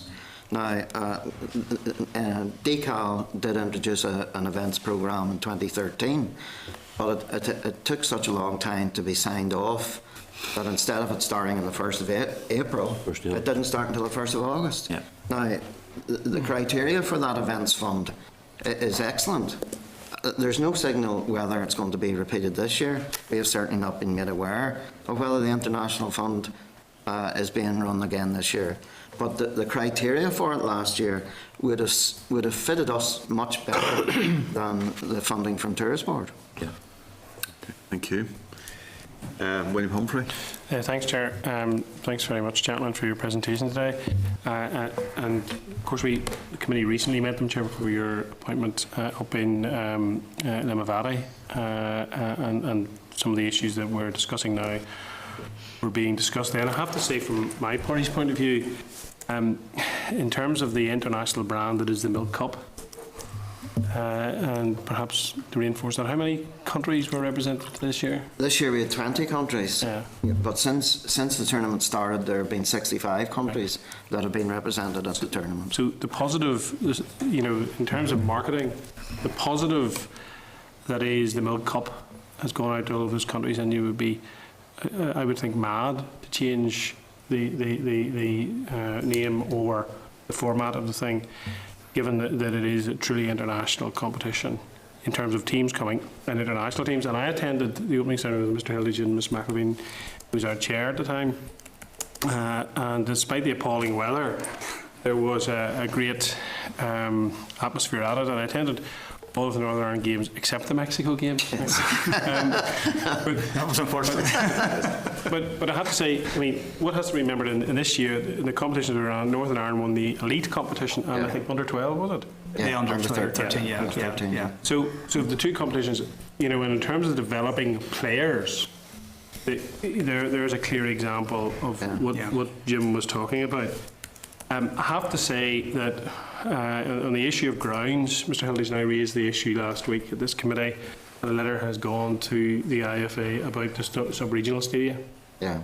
And we talked about the Milk Cup actually last week, if you check Hansard, and the negative effect, because I'm conscious, having gone there for years, that the final has moved from Coleraine to Ballymena now. Yeah. And Ballymena is a great venue, and the changing rooms and all of that are important. In terms of the Sport NI and decal, I'm encouraged at the money that there is there coming from the Tourist Board, 63 grand, but 55 grand of that are fixed costs that you have to use elsewhere. So it's not actually that helpful in terms of the actual organisation of the event. Mr. Hillage is right. It is a scandal, and nothing short of it, that the department that has responsibility for culture, arts and leisure isn't supporting this event. And I'll tell you the reason why. Leaving aside the development of the Northern Ireland team and teams, which is very important, as a member of the Green and White Army, the other night, the team that played, I watched Norwood, Corey Evans, McGivern, McLaughlin, Ferguson and McGuinness all play in the Milk Cup in recent years. And indeed, the man who got man of the match for the Irish Republic played for Northern Ireland in the Milk Cup not that long ago, Mr. McLean. Yeah. So, you know, in the development of football in Northern Ireland, this is unsurpassed and needs and demands support, and the government here should be supporting it. In terms of the issue that's put out by Sport NI or Decal, promoting equality, tackling poverty and social exclusion, those are hugely important issues. Yeah. I represent North Belfast, and there are communities there that are the more socially deprived and excluded and impoverished, and where equality is a major issue. But I would love someone to tell me, and perhaps we should ask, how do you enforce that particular demand or aspiration when you're asking countries to come and play in a football competition from 65 countries across the world, and 20 of them this year? And how do you do that when there are international teams coming? That is a nonsense in this context. And I think that's something which there needs to be flexibility around, so that these guys can get on with doing the job of work that they do. And they do a fantastic job in the financial constraints in which they operate. And if people have any doubt about the effect, Jim talked about 7-1 put back in the economy. That's exactly, if I'm right, what the putback was in the economy of Belfast when the tall ships came. So this is a hugely significant event, not just for the North Coast, but for Northern Ireland. It allows Northern Ireland, that's why the councils up around there, whether Unionist or Nationalist, have supported it. There were Unionist and Nationalist mayors representing those councils at the opening event. It is good for Northern Ireland PLC. In fact, it's excellent for Northern Ireland PLC. And as these guys have said, at the height of the Troubles, they were putting out good images of Northern Ireland when there weren't many to be put out. And so I think that the other issue, and I would commend the guys, is the other letter that's going hopefully soon, Chairman, in relation to kick-off times. The final of the Milk Cup, how many people would have attended the final? 5,800 the final. Yeah. And the three finals are played consecutively, you know, on the one evening. And that's the point that the IFA clearly miss in all of this, because since we met last week, again, the under-19 team kicked off at 2 o'clock in the afternoon. When the facilities are there, when the kick-off team times are right, people will go and watch matches. These guys prove it. And I do not understand why this is not something which the IFA doesn't grapple with, tackle and address. But I commend them for the work they do. They absolutely should get support from government, and this committee has a duty and responsibility to ensure that they get that support. And it is a scandal, it's outrageous that they are not getting funding from the Northern Ireland department that is responsible for the development of culture, arts and sport. Chair, could I just make a comment about the situation regarding equality, poverty and social exclusion and so on? We have actually 14 venues, but 9 of them, sorry, 7 of them are free to attend. So anybody can go, they don't have to put anything at all towards the teams that particular time. So most of our grounds are free grounds, free admission. We do have situations where we have ball boys the ball boys this year at the Brandywell came from a club in Derry, a socially deprived area. So we had boys playing as mascots from a socially deprived area. Boys who are selected for the county teams, if there is any problem with finance for those boys to go to the Northwest, the county teams and the county committees support those boys by financially assisting them. So we do feel that as well as doing all the other things with regard to the improvement in standards in football, we're also meeting some of the criteria that has been laid down by DCAL. So while we think that particular section is important, we think we're doing our bit there as well. Chair, can I just finish? I think we should write to the department about this, but I also think we should write to Sport NI. It's a pity, actually, having been in recently, that we weren't aware of some of this before that they came in. But I think we should write to them. I would propose that we do that. Maybe a case, the suggestion is that we actually write to them, but also ask them in for a meeting, both DCAL and Sport NI, and then they can give us a response after that in writing, because otherwise you tend to get into this cycle of backwards and forwards with letters, and time would be of the essence. Okay, Karen McKevitt. Thanks very much, Chair. Thanks very much for your presentation this afternoon. This morning. We're not just there. And a lot has been talked about on the RPA and how maybe there's disadvantages and advantages to your event. And I think it was well covered to know that you have made the approach, and you seem to be positive enough that you should come out of it all right, on the funding end. But then I went on to talk about the ladies section, and you said it's going to take 2 years to develop. Yeah. Can I ask why it would take 2 years? Is it because there's a lack of facilities of ladies' toilets or changing rooms or in the region, or is it something else? I think you have to remember that we're a committee of 16 people. Now, at the minute, we run 3 age groups. We're talking about adding to that number of age groups next year. If we introduced a ladies section next year, we would be having 5 different sections and different groups. So it's a matter of trying to make sure that what we take on, we handle successfully and properly, and that we don't go about it in a ham-fisted way. We do get fantastic support from everyone that we go to, well, mostly anyway. And we would hope certainly that by the time we get to 2016, we will be ready and fit to introduce the ladies tournament. I think it would be bad for us to do something in a way that is not done properly. So with an addition of another age group next year, we feel that to add another one next year would be too much. Okay. Thanks for your response now.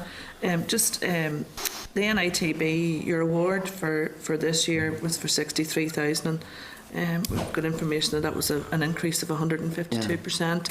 How do you see that benefit? Where's that going to be spent?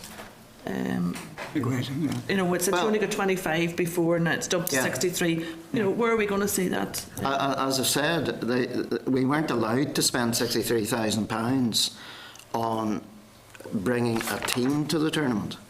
We were told, and we negotiated with NITB the areas that we were allowed to spend money on. And the areas that we were allowed to spend money on, we took great advantage of that, can I say. £30,000 of the 63,000 was spent on marketing. So we had advertisements on the backs of buses, the 27 advertisements at News International, which we were given free gratis by the Sun and by News International. We still had to develop those advertisements, and so more money was spent on that. We are allowed to spend some of that £63,000 on the services of the St John Ambulance Brigade, and there was something like £15,000 spent and given to the St John Ambulance Brigade for their services for the week. and then we had to spend a certain amount more on security, and that was another 10 or 12,000. So of that 63,000, we were in a situation where we had to spend 30 on marketing, 15 on St John, and 10 or 12 on security. We had to keep within the parameters, and that's the point I'm trying to make, that the criteria for the events fund for DCAL, had we been able to draw on that, would have been more beneficial from the point of view of staging a football team and attracting teams than the criteria for the event fund from the Tourist Board.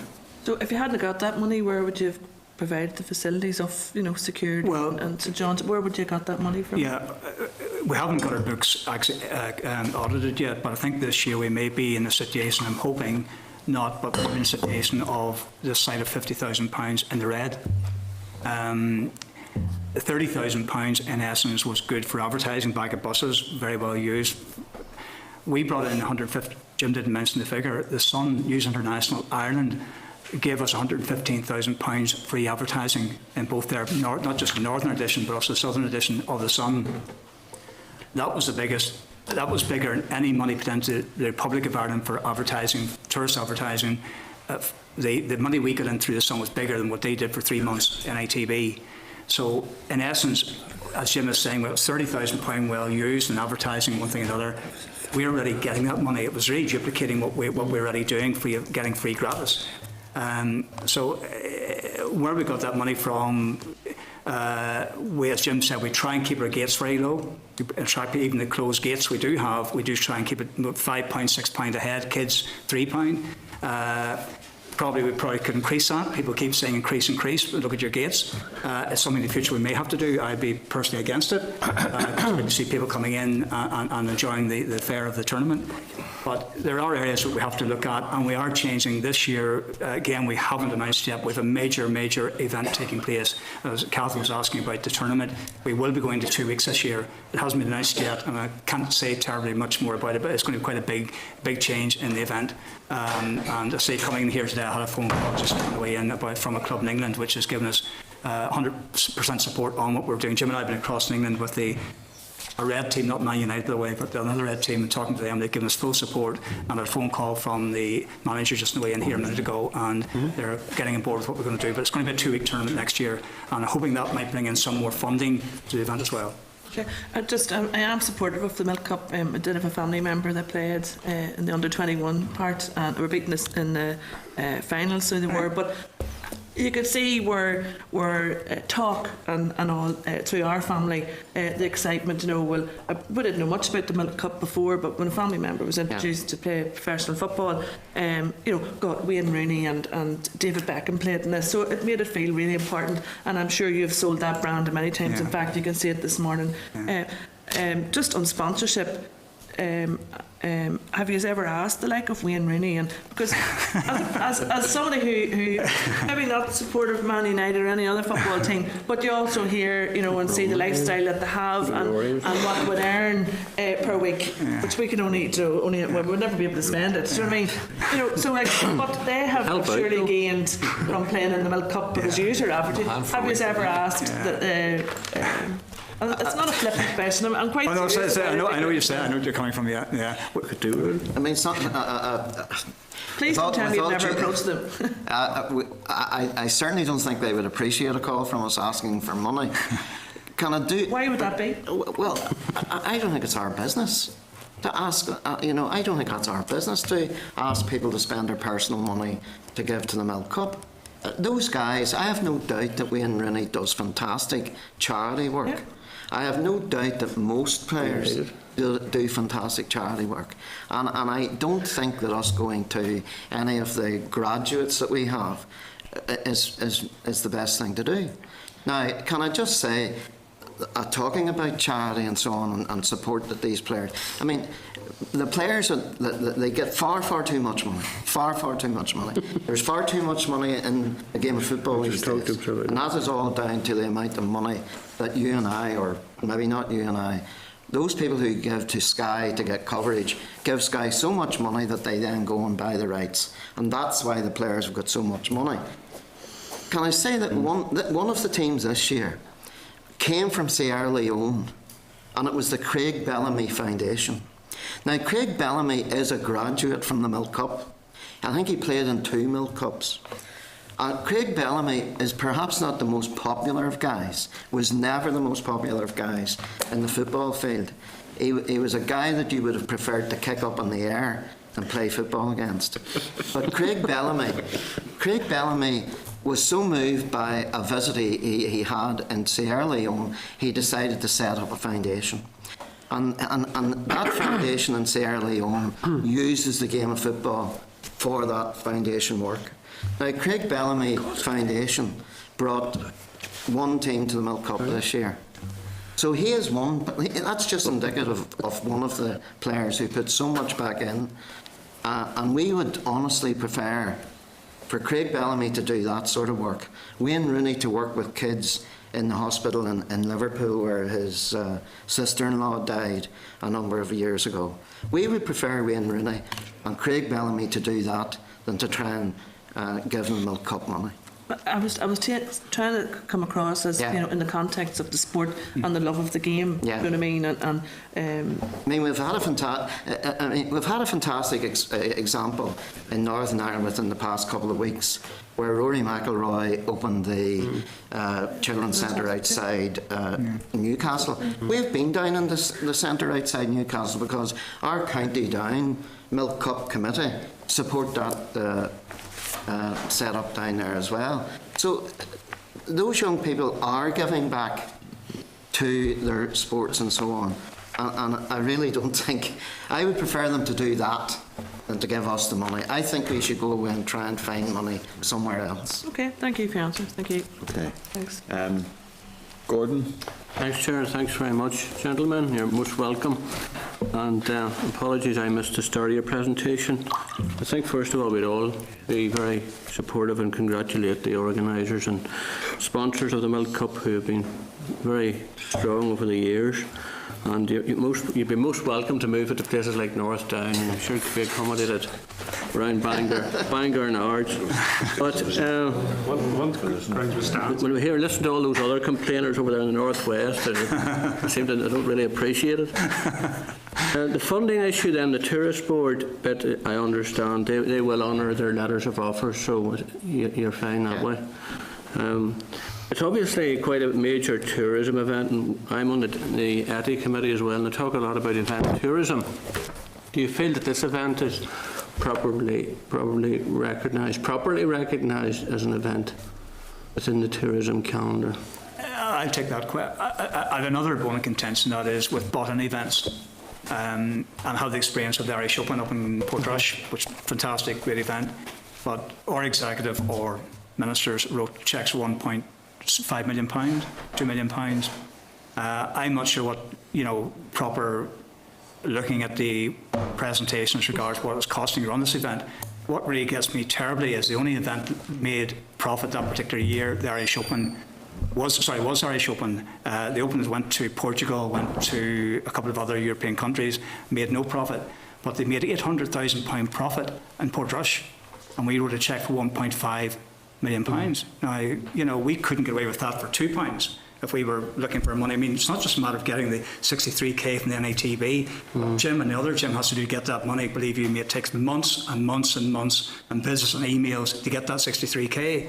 But to see an outside event, a bought-out event, which I totally supported, great for the area up in Portrush and whatever, but to get that sort of money as a bought-in event, as opposed to, and I'm talking about other events as well, I'm talking just Milk Cup, local events particularly, local events which have become internationally recognised, to be treated for £63,000, I just think it's putting you into the corner. I mean, I do it voluntary, totally voluntary. Jim's just a part-time, but gives 24/7, the tournament. I give half my working week with my small business to do it. I have to do it if there's nobody else to do it. And that's the way other people in committee work. But, I mean, these people come in with these bought-in events, with the police and fire games, £14 million. I mean, the guy in Bangor, I think the 80-year-old won the medal. That was brilliant. Fantastic 80-year-olds winning medals for swimming. But, I mean, where was that in the overall context of development and sport and youth? It just beggars belief. Some of these events coming in, I mean, I'm good for areas. I mean, in the actually Irish Open in Portrush, I mean, we fill beds, as we know now from Antrim. We can't get enough beds right across the north coast, right across the side of Derry City. With the extension we're talking about this year, we'll be going more into Derry for beds because we haven't enough beds in that whole north coast. No other event for a week up in the north coast does that. No other event. You feel you don't get a fair crack. The trials, what sort of input have you used into the trials? We had the County Down trials and it came to Bangor this year. Seemed to be a success. What sort of input have you into that? Well, when the county structure was set up, we set up county committees in each of the Yes. counties. So, to a great extent, our input is fairly minimal with regard to what happens on the ground in the counties. We leave that entirely, really, to the county committees. And it would have been the County Down Milk Cup Committee which would have organised that trial in Bangor. No, that was a success as well, and involved a lot of young people, and the trials lasted for a certain amount of time, and I had to go through all the exercises. It was new to the council. I was on the council at the time when we engaged in it. I understand there obviously we'll have to work now with the new structures of the councils. So that's the challenge really for them, and I've just got a message through there that to date they haven't done that as such, so maybe it's something you could face up to make sure we get something in Northdown, because we get very little. It all seems to go to the northwest, so we would appreciate even the trials continuing. Could I just add to that as well? We have on occasions, I think it's every 5 years, so it's sort of putting us into a hole. Every 5 years we've taken a tournament right across Northern Ireland. So we've done it for Fermanagh, we took Newcastle United down there, we took down to Tyrone, Man United. Liverpool were up here in Carrickfergus. You know, we've been in every county of, so every 5 years we have, because of the county structure, we bring the best team that they're drawn against in that particular group to their county to play. So that's something which we think will progress over the next few years. We'll look forward to Man United playing in Bangor. Well, we're both Man United supporters, so that's good. Oliver McMullen, thank you. Thank you very much. When are you going to bring it into the likes of my area of the Glens and Ballycastle and that? Now, this was brought up a few years ago in Moyle Council. You didn't come in. When you say you fill beds, there's no beds been filled on that side there. What's going to happen now when we get to the new council where it's all going to be the one council now? Yeah. And these are things being put together. I was at a meeting the other night to do with the sports facilities and what's on offer, what can be provided. And the Milk Cup came up as one of the tournaments, you see. So what can we do to fulfil, because you have some facilities there? Yeah, could I just correct you in one aspect, Oliver? We did have teams in Ballycastle staying. We had 2 teams staying in the new hotel in Ballycastle and had fantastic facilities, by the way. In the past it may not be like that. Yeah. The new hotel has been, so we had teams staying in Ballycastle. We had also teams staying in Bushmills this year. First time ever, we're looking for accommodation. As regards the playing aspect of it, where we currently are, we try to suit teams in a way as well. You know, travelling, they play a game per day, 5 games over the week, and we try to keep them within reason, travelling in a sort of straight line. We try and facilitate teams where they're staying in Ballymena to play most of their games in and around the Ballymena area, bringing teams there. Limerick Valley, something similar. Coleraine, something similar. And at the present time, I mean, I had this conversation. It's not just Ballycastle. I have it with Garva. I have it with Carray. We've had it with the Ballymena Council with different new areas in Ballymena. I have this conversation, and I always ask people, you know, we've about 15 volunteers go to the ground, are there from 8 o'clock in the morning to 8 o'clock at night, 5 days a week. And I remember going to a pre-season friendly Coleraine against Garva some years ago, and the chairman of Garva Football Club stopped me coming in and said, why are there no matches up here? Coleraine senior team can play here. So the first thing I said to him, look, can you provide 15 people here to be here all week, to steward the ground and to be there, blah, blah. Possibly could. And I said, the second thing I'm going to say to you is, you're not going to get Man United, Liverpool, Chelsea here. Well, you still get 15 people. But why are we not getting Man United, Chelsea, Liverpool here? Well, I said, they've got to go into closed grounds. You know, we've got to go to Coleraine or Ballymena or the bigger ground, Limerick Valley or Ballymoney. So I must say, Garva, the conversation dropped. Nobody's asked me ever since that again. So there are horses for courses where there are, let's say, less popular teams, i.e. the United Liverpools of this world, I think if, for instance, Garva, Ballycastle, people will be expecting, you know, we want to get Manchester United here, we want to get Liverpool here. That will not happen because of the big grounds where we put in the evening games, the big clubs. Okay, thank you. Sorry? Right.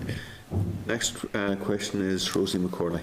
Thank you very much for the presentation. It's really just to follow up on a question that Karen asked that I was going to raise about the young girls. Have you had approaches from any girls' teams or any discussions with any of them? Can I say that the Milk Cup has since its inception has built up a great network of people all around the world. Now, one of our better supporters about the place is our gentleman from Chile who started the Milk Cup in Chile. His name is Harold Main Nichols. Now, Harold Main Nichols was the president of the Chile FA, and he also was on the FIFA committee. And he has approached us about bringing teams from Chile to Northern Ireland to play in the Milk Cup. Now, at the time, of course, we didn't have a ladies section, and we have no doubt that if we go down the road, and we will be going down the road, I can assure you that we will have a ladies tournament, whether it'll not be 2015, 2016. We would imagine that we can bring in some teams from all around the world, and I know that there's very strong movement in ladies soccer in the States, and again I would have no doubt that we would be able to attract teams from there as well. So I think the position of ladies soccer would be beneficial in Northern Ireland and Ireland, and we did have one game a number of years ago where Northern Ireland ladies played the Republic of Ireland ladies. I must say that the IFA ladies section wasn't as good then as it is now. But certainly that game took place, and we had intended on building on that. Unfortunately, maybe we're slow learners when it comes to ladies football, but we certainly intend having it within the next 2 years. And I'm sure we have contacts all around the world that we will be able to tap into to get support. What does that mean, slow learners? What's different, apart from the obvious about ladies? Well, it is obvious, I accept, but again, we were in a situation that we had to make sure that we have never got ourselves into a situation where we don't feel that what we're providing is the best quality possible. And what I'm saying is that we have spent a lot of time making sure that the quality that we bring to the tournament is the very best that we can. And when we do undertake a ladies tournament, I can assure you that we will be bringing the best equipped teams that we can and the best teams that we can to this part of the world. We invited Turkey to come this year in the 19s male section. Couldn't come, but said it was in their Turkish ladies team this year. But again, we haven't got the section for them. Okay, so what is it you need to put in place to get it off the ground? Well, as Victor has already said, whatever venue we take, we at least need a ground staff of at least 15 people.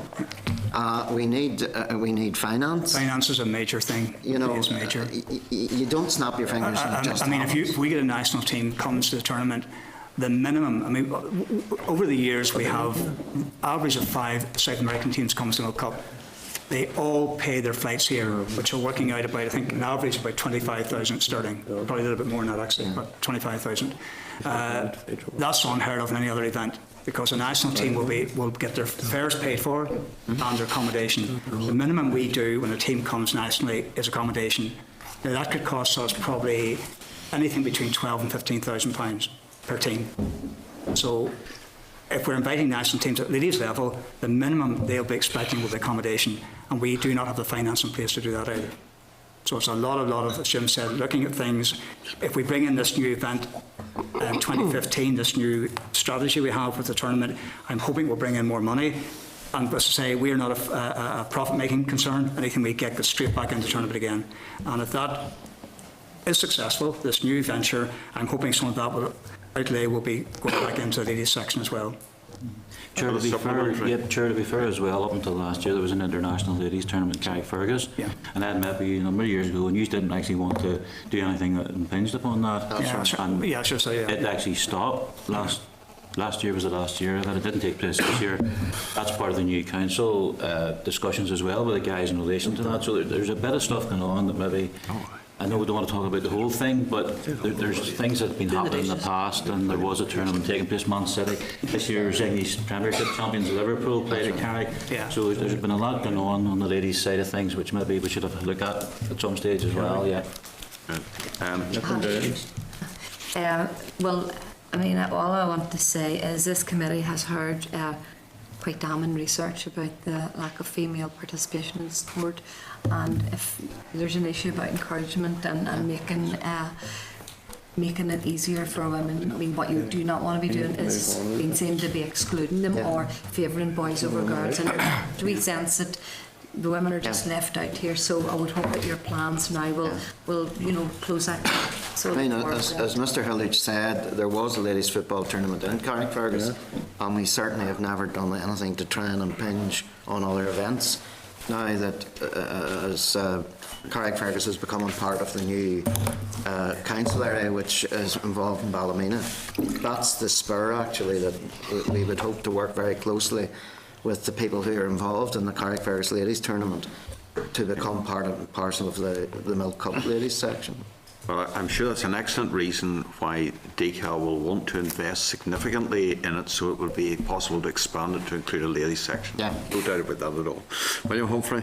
Very briefly, Chair, and with the two colleagues having teased out the issue about the women's football, and I know that our previous chair was obviously who's sort of the cheerleader for the women's Northern Ireland team. Principally, it just strikes me whenever I listen to the discussion and the answers that were given. If the criterion that is set down is to promote equality and social deal with social exclusion, we've just heard answers here that basically because of the lack of manpower or womanpower in terms of volunteers, and because there isn't the necessary funding, we do have people being socially excluded, and we do have equality for women football being denied. And part of the reason for that is because the department is responsible for sport won't support them. Thank you. Cathal? Chair, just again briefly, further to what Victor was saying earlier about Korean showgrounds, and there is a general consensus that it's not fit for purpose, but the Minister has identified 3.5 million for sport and development within the Causeway Coast and Glens area. And I take it you will be supportive of that and in the provision of that. That comes under the City of Culture and Legacy, so I take it you are supportive of that. More money. Sorry? More money for you. It took a long time coming. Thanks, Gordon. And I hope we're supportive of it as well. I was hoping you were going to say 33.5 million. We'll take what we Glad to get. see it Londonderry now against the Glens of Antrim. That's okay. Thank you. I hadn't got too involved because everybody else sort of knew all of the questions asked, but I will just say to you, I'm coming in because I really think it is unfair to pick on you for not being involved in engendering women's sport or something like that, just because you've been so successful at everything else. I mean, it's one of the real tragedies of Northern Ireland, is that when you actually do something good, people say, well, you're not doing enough. And I just want to put it on record on that. And for what it is worth, you almost have such a strong case that it's hard for you to put it across. Yeah, I agree with that. I totally agree with that. You've got so much, and so I do. Frustrating, actually. Yes, and so in what little I can help, I will come along and help. But it's just beggars belief that the comparison that you made with the Open up in Portrush, where I'm a member actually, but I know what it's. Look at all those things there, and the good work that you've done. We do need to find a way of doing something about that. And my only question on it is, I see in the papers that we have here today, I've raised questions about it. We are returning, DCAL is returning £35 million for the delay in the stadium. It's actually 21 million in terms of this monitoring review. How close are you to having a stadium ready planned? Because you could really argue, look, this is money that's been returned this year for stadiums.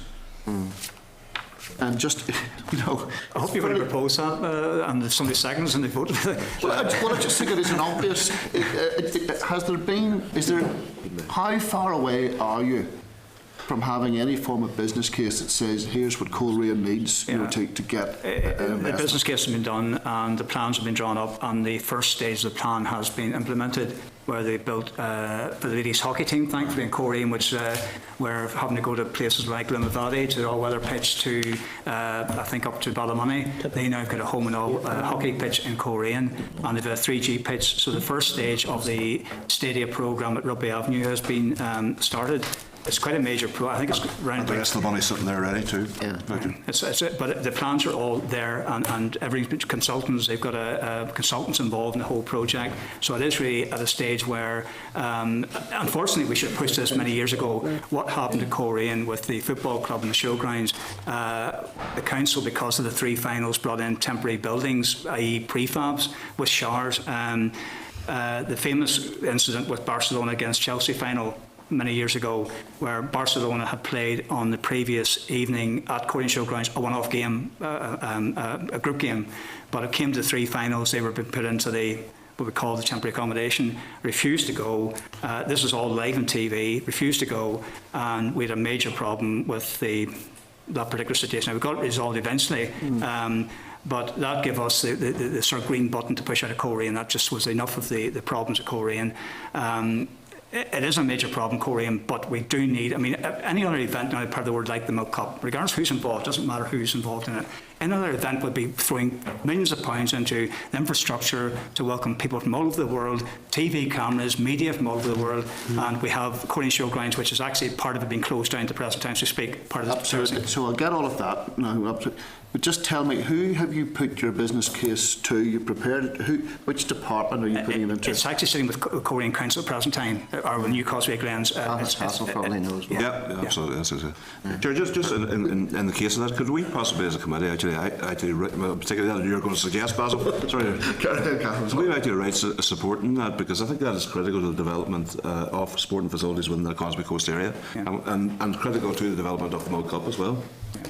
About the Causeway Coast. The Rugby Avenue development and the other developments that are being funded under the City of Culture Legacy funding. Sure, if the money's been allocated for that. Yeah, I know, but it still has to pass muster with the Causeway Coast Council. Right, I'm not familiar with the particular. Yeah, but if we even let her support just for it. And just Cathal John, that is what I was going to suggest. But can I just see if we could actually widen it and say to Decal, what involvement do they have in the preparation or support of the business case for Ballymena, given that they are returning capital expenditure?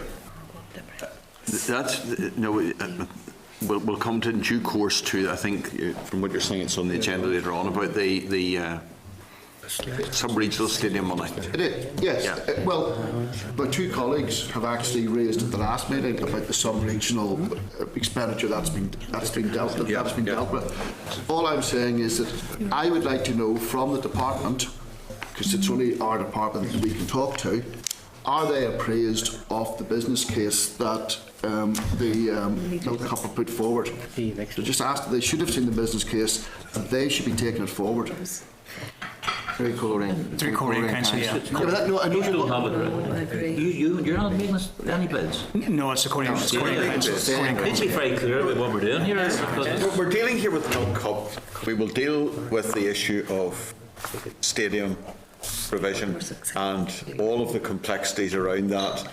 And we'll come to that in due course. Chair, what I had suggested earlier is nothing to do with it. That's a separate thing. Yes, that's things. That's money. That is Decal money. That's separate from the stadium money. What we're getting though here, Chair, is everybody's actually agreeing with everybody, but we need to do something on this, and I'm happy to be guided by you as to what is the appropriate way to go forward. But just as Mr. Hilditch has just said to me, we should be looking at the next available project, which should be connected with, in some format, what these gentlemen have put forward, and I would just like to find a way of being supportive of that. And this is we're into the area there of the sub-regional stadia, and we'll come back to that later on. Yeah.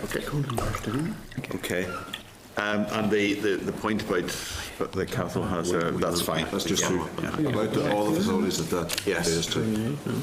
Well, thank you very much indeed for your presentation. You can see that the committee is very supportive of your COP and the whole event, the whole package. We will now write, I think, to the department and the Sport NI, setting out the issues, have a meeting with them rather than endless correspondence backwards and forwards, and then we'll hopefully see some progress. Thank you very much. Thank you, Chairman. Could I just one point? It is the Dale Farm Milk Cup, so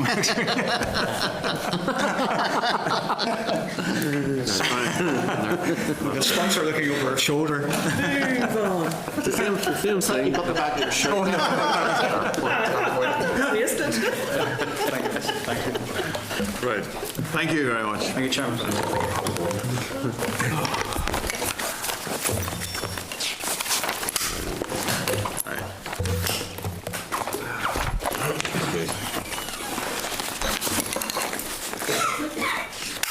Can I refer members then to page 37 in the research paper there, and invite Dr. Dan Hull, the Assembly Research Officer, to brief us in regard to non-governmental funding for arts organisations.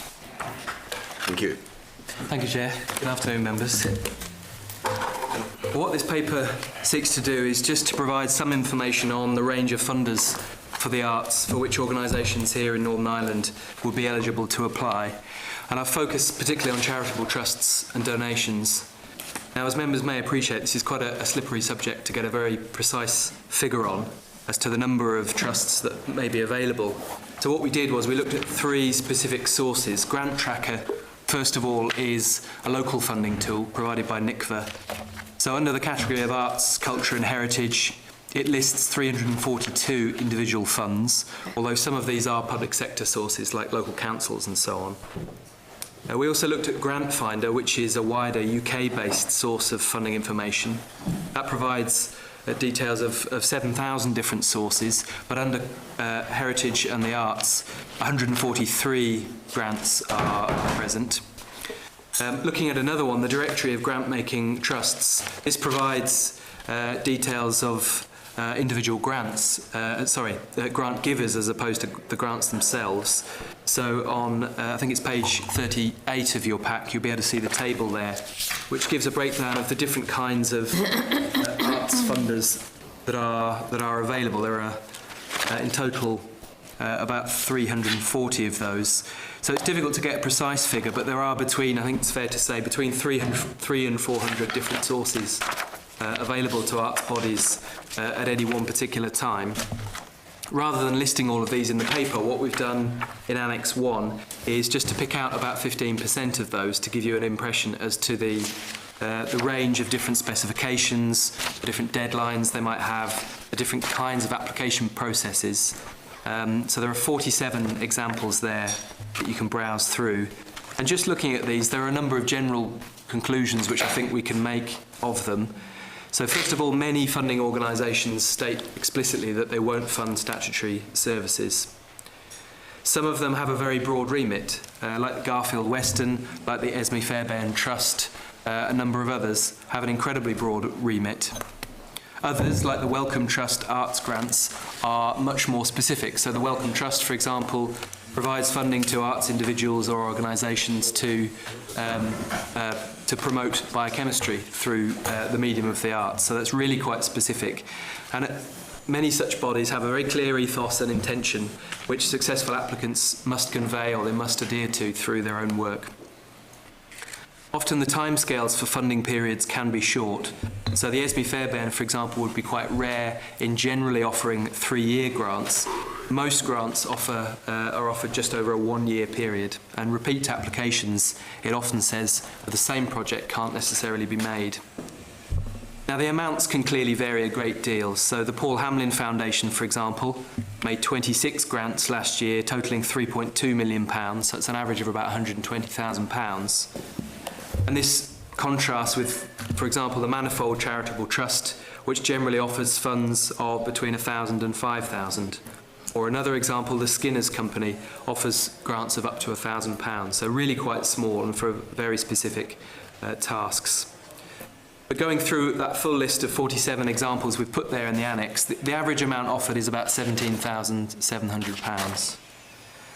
Now, some examples are not specifically aimed at the arts, but when you look at them closely, they could conceivably be used for this purpose. So, for example, the Peter de Haan Charitable Trust has a very wide-ranging remit, and I quote, in the fields of social welfare and the environment. But with a degree of innovation, arts bodies could conceivably apply, but it must also be borne in mind that with such a wide remit, competition for these funds would be very intense. And of the organisations listed there in the annex, 23, or roughly half of these, it states can only be offered to organisations which are legally charities or which exist to conduct charitable purposes. So finally then, in the last section of the paper, I've just picked out 4 specific examples which I thought might be of particular interest.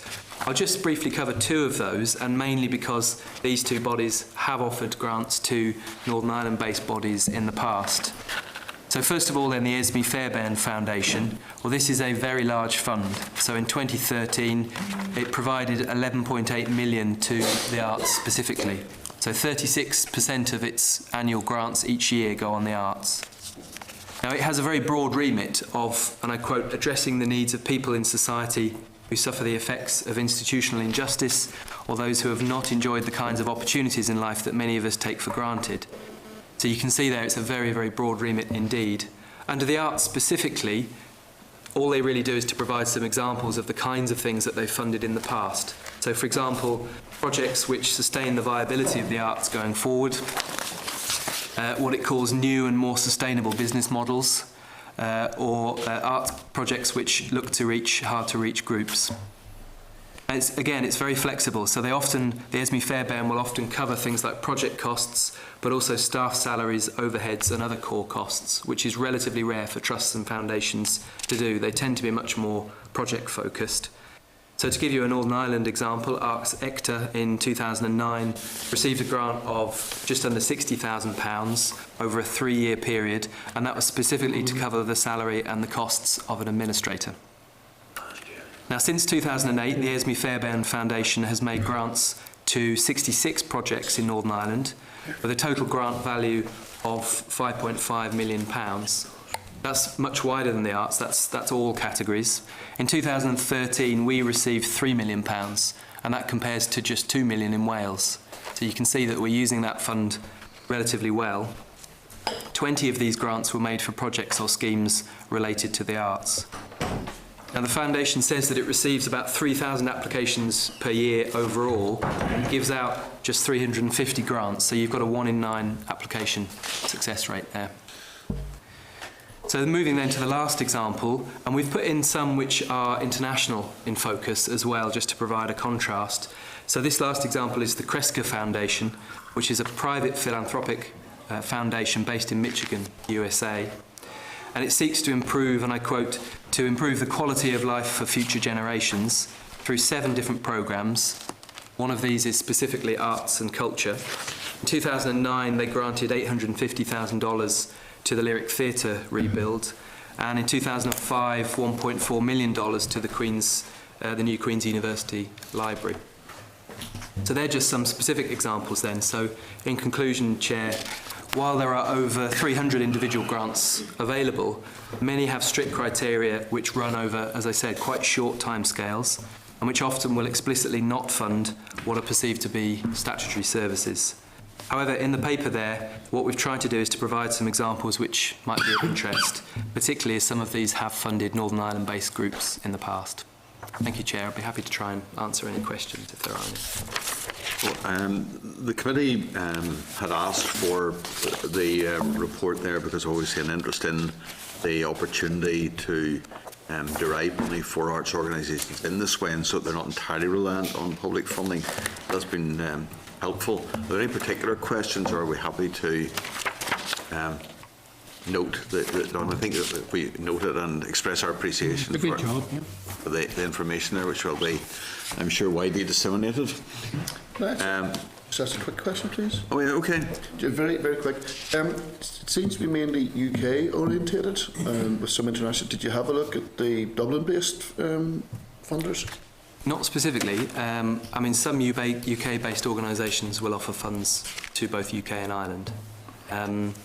We didn't look at any that are specifically based down south. No, I'll pick it up with you separately, but there may be something that's in that as well. Thank you indeed, Dr. Hull. And could I also get members' agreement to include the paper in the inquiry folder? Next item is at page 82, and that's the decal submission to DFP providing details of the October monitoring round. At last week's meeting, members agreed to return to this paper. However, since then, a revised version has been issued, and a copy of this was emailed to members on Monday. The main revisions are, as follows: a resource bid to DFP for £1 million in respect of the legacy following the City of Culture replacing the proposed technical transfer, and the £1 million PET-PSE bid will be withdrawn. The bid for the £100,000 for the Cardiff-Frampton fight will be made separately, and the capital bid for the City of Culture has increased from £2,064,000 to £2.823 million. Are there any questions around that members have, or are they content to note that? Chair, it might just be worth highlighting that the increase in the capital bid means that the full envelope of money that the executive said it would make available for that is now being bid for rather than the smaller amount, so it's been increased. Yeah, so I noted that's really what the report says. Here's the full bid, and we've now just bid up to what's available. But it does seem that there's an awful lot of money being spent on post-event legacy work in Londonderry. You know, we're up to £2.8 million, I think now. And is that within? Is that a cost overrun, or why have we got to such a? Chair, that there was always a plan that there would be subsequent legacy, that the money spent during the City of Culture year would not simply be money for that period, that there would be subsequent legacy for programmes that would run beyond, and also capital investment that would run beyond as well. That had always been the intention. So in these cases there was some legacy money, but then there are new bids that was agreed legacy by the executive. But that's what we don't have the detail on. I understand that there was always going to be, and rightly so, going to be legacy projects. But what you're looking at here is in-year monitoring. And as I read the chart here, there's 1.3 million, 1.4 million, so that's 3 million. That's quite a lot of money to be coming through in an in-year monitoring round, in addition to whatever was planned for. And I just wonder why it is necessary to spend that amount of money, or what the opportunity is, why that has come about, given that this is a legacy project. It's a big sum of money. What we could do is ask for a breakdown on that, and also some. How long does the legacy issue stay around?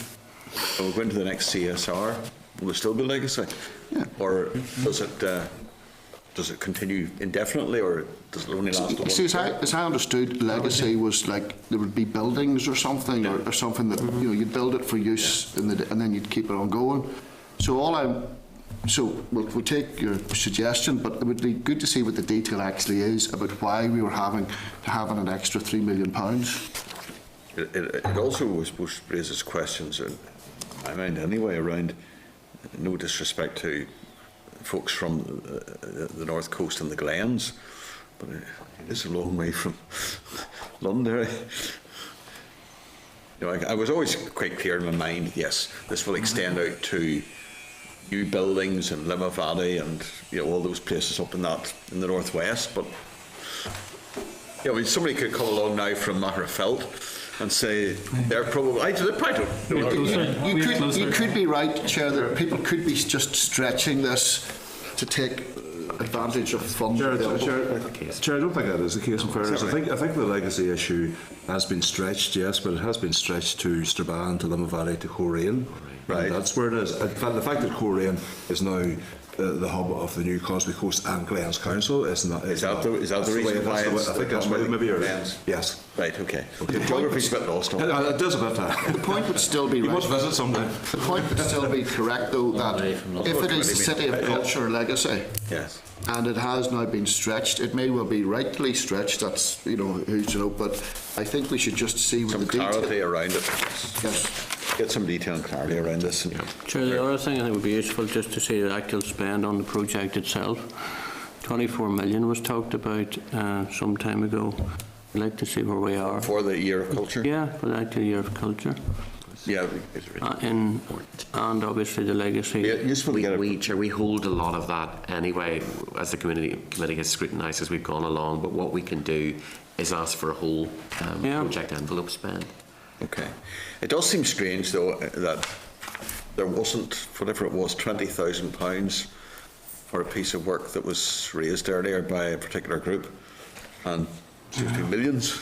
And I know a lot of this is obviously capital bid, but there's a resource bid there for £1 million, and yet in the department there wasn't 20,000. It does seem somewhat bizarre. Maybe we could incorporate that into our letter about the other. And since we're on that topic, and you said you're going to look at it anyway, the next item down in that, the reduced requirement, this is page 85 we're talking about for the Stadium Judicial Review. I understood that the figure was, is that the full? Because I understood that the money set aside was 35 million. Yeah. We'll inquire about that, because that's slightly different from the headline figure that we had originally anticipated of 35 million. But we do have a subsequent piece of correspondence that we had asked what the project costs were for, members may recall we'd asked for what was the projected spend and what's the actual spend. We still have that to come, so members may want to look at that before they agree on an action as to questioning this. That's subsequent correspondence that we haven't got to yet. And are we going to come to today? Yes. Well, if we could just, if I'm happy to hold until we deal with it, but that will make it clearer. But if I just make the note that there is a significant difference between 35 million and 21 million. You're referring there to the Judicial Review and Asbestos Recovery? Yes, which I presume is to do with the GAA. The asbestos is Windsor Park, and the Judicial Review is the Casement Park. Well, I don't know if the Judicial Review has come back yet from... Chair, again, that's further down the agenda. Well, I'll leave it, but if we can deal with it whenever it's appropriate. Your patience will be appreciated. Okay. Thank you. Matters arising. Correspondence tracker is at page 88, and we're outstanding there. No, we're not. Comments on exemption? Just have, Chair, just the one from the Finance Minister. Right. We've received response from the DCAM Minister. We referred to this last week. Once we get the additional letter from the Finance Minister, we can then take forward with our own legal services what their is on this. But we need letters from both ministers to give their particular views. Then we'll incorporate what the Comptroller and Auditor General has said as well. Okay. Chair, just before you move on, because we go through, there was. Can anybody tell me who Johnny Davis is? He played for Arsenal. Because in Annex C, technical transfers in the monitoring round, we have a transfer for Johnny Davis of £55,000. He's obviously employed in SIB. SIB. Whoever he is. I don't know who personally is, but it would be unusual to put somebody's name down. Would members like us to query that? Well, it's a payment to SIB. But it is a payment to an individual. If somebody puts a thing on a sheet for me that says Johnny Davis, £55,000. Somebody can then work out what his salary is. Yes. But that's probably be a matter of public record anyway, because it's a public body. Is it footballer? It's not. It is unusual to see a name, but all of these, if you see, sometimes we get documents in on departmental spend, costs, and pension spend. You will get the permanent secretary's pension pot and so on. Those are named. Okay, but let me make it be more precise on it then. I do not know why Johnny Davis was involved in the decal budget. I don't know what Johnny Davis did or does or whatever. That's right. Information. And therefore, I don't know why he's now been transferred to OFM DFM. And if he was part of the SIB and we were looking at investment bits to go on, whatever, I would just like to know why. I would just like to ask the question, who and why.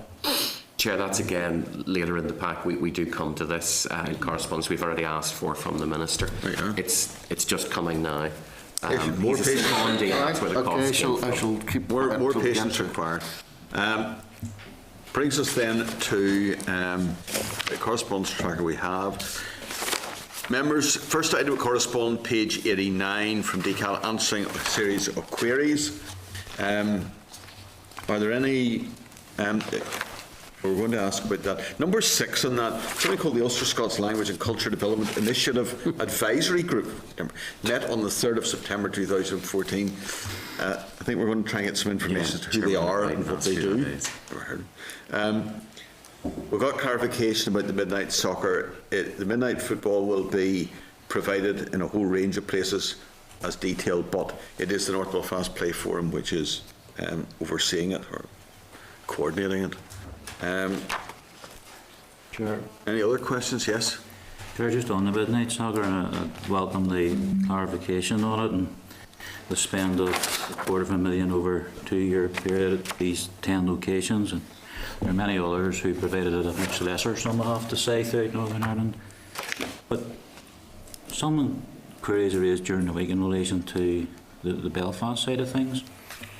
It's now taking place here at Stormont, as indicated by the letter, by the answer. I thought the idea of the midnight soccer and why bringing them up to Stormont may well be laudable, but I thought it was to get people in the areas mixing together, working together and attacking the issues in those specific areas. But I understand due to a number of incidents, that work doesn't take place now on the ground in those areas. It's now transferred, as indicated, to the play ball, and people are bussed here to take part in it. Now, I'm only getting this because of an association I have and a similar type thing, which isn't funded. I don't need to declare an interest in, but that was the information that came back when I asked the questions might be asked. There were questions raised some years ago about, because of they operated out Queen Mary's Gardens there, that people from the unionist community were the usage of that was overwhelmingly from the nationalist community. Maybe an issue about that as well. But I'm not aware of, but I'm interested. We could inquire about that, the rationale. Yeah. Because David's right. Yeah, the idea was to get people off the streets and involved in something productive in their own communities at that later on in the evenings. Any other questions anyone has? No. Just on the stadia there, who's actually paying for the judicial review that I understand is one of the longest running? Who's paying for that at present? There aren't costs to Decal, Chair. That's obviously the Defence's Department of the Environment, as they are the planning, effectively over the planning authority. I did see a readout of where the costs are attributed, but there are no costs attributed to Decal. Decal is not part of this case because its residents are taking a judicial review against the planning approval for casement. So while the Decal work or the Decal funding for casement is on hold because the judicial review is ongoing, it's not Decal that's paying for this. It's part. Effectively, it's the Department of the Environment is defending this. I can't recall now where I saw the figures, but it gave a breakdown of what it was going to cost DOE and what the residents were also paying. I will get hold of those figures because I did see them and I saw them. I think that was a media article this week. It might have been. It has all capped, yeah. The residents Decal won't have costs. The residents been supported by legal aid? I honestly couldn't tell you that. Chair, there's a follow-up point really coming on out of that. It says here that if this review is not concluded by early October, now we're in the middle of it, there's possible easement of £7 million, which is a considerable sum. When will we have definite clarity on that? A couple of things there that flow from that, because obviously the money's there. The idea was that the 3 stadia would be done, then you would move on to the, where's this again? Stadium program. We'll leave that until we get, oh sorry, hold on. Put all of that. Sorry, apologies. Actual spend to September 14 on the stadium programme, 4.1 million. Forecast spend for the period October to March, 24 million. If the Casement Park judicial review is not concluded by October, further easements then up to a maximum of 7 million are likely for 14-15. Estimate there that within the next couple of weeks, there was 13 more days for the judicial review decision to be made. because of the amount of evidence that's been submitted. So it's going to be the end of the month before there's anything emerging from the judicial review, so there's bound to be a... Chair, the key danger, of date course, was the is- start of November for breaking ground. That is now very unlikely, That, which I will think mean so. the money be returned. But I think. big risk is that how are you going to spend that 7 million Just ask for capital? Yeah, but you can't spend it on, that's been on Windsor Park because the work's ongoing there. You can't do anything more in terms of rugby because the work's finished. The other element of the package was, of course, the sub-regional stadia. Where they can start building the next day. And it's the point then of, are the department and the IFA and everybody lined up then to access that? That's a question that needs to be asked over the next Are there projects? That's the point I was trying to get to. Other projects. You'll probably find there aren't. Yeah. Might be worth referring to that one. That was what Mr. Is it to building? Oh, that's right, okay.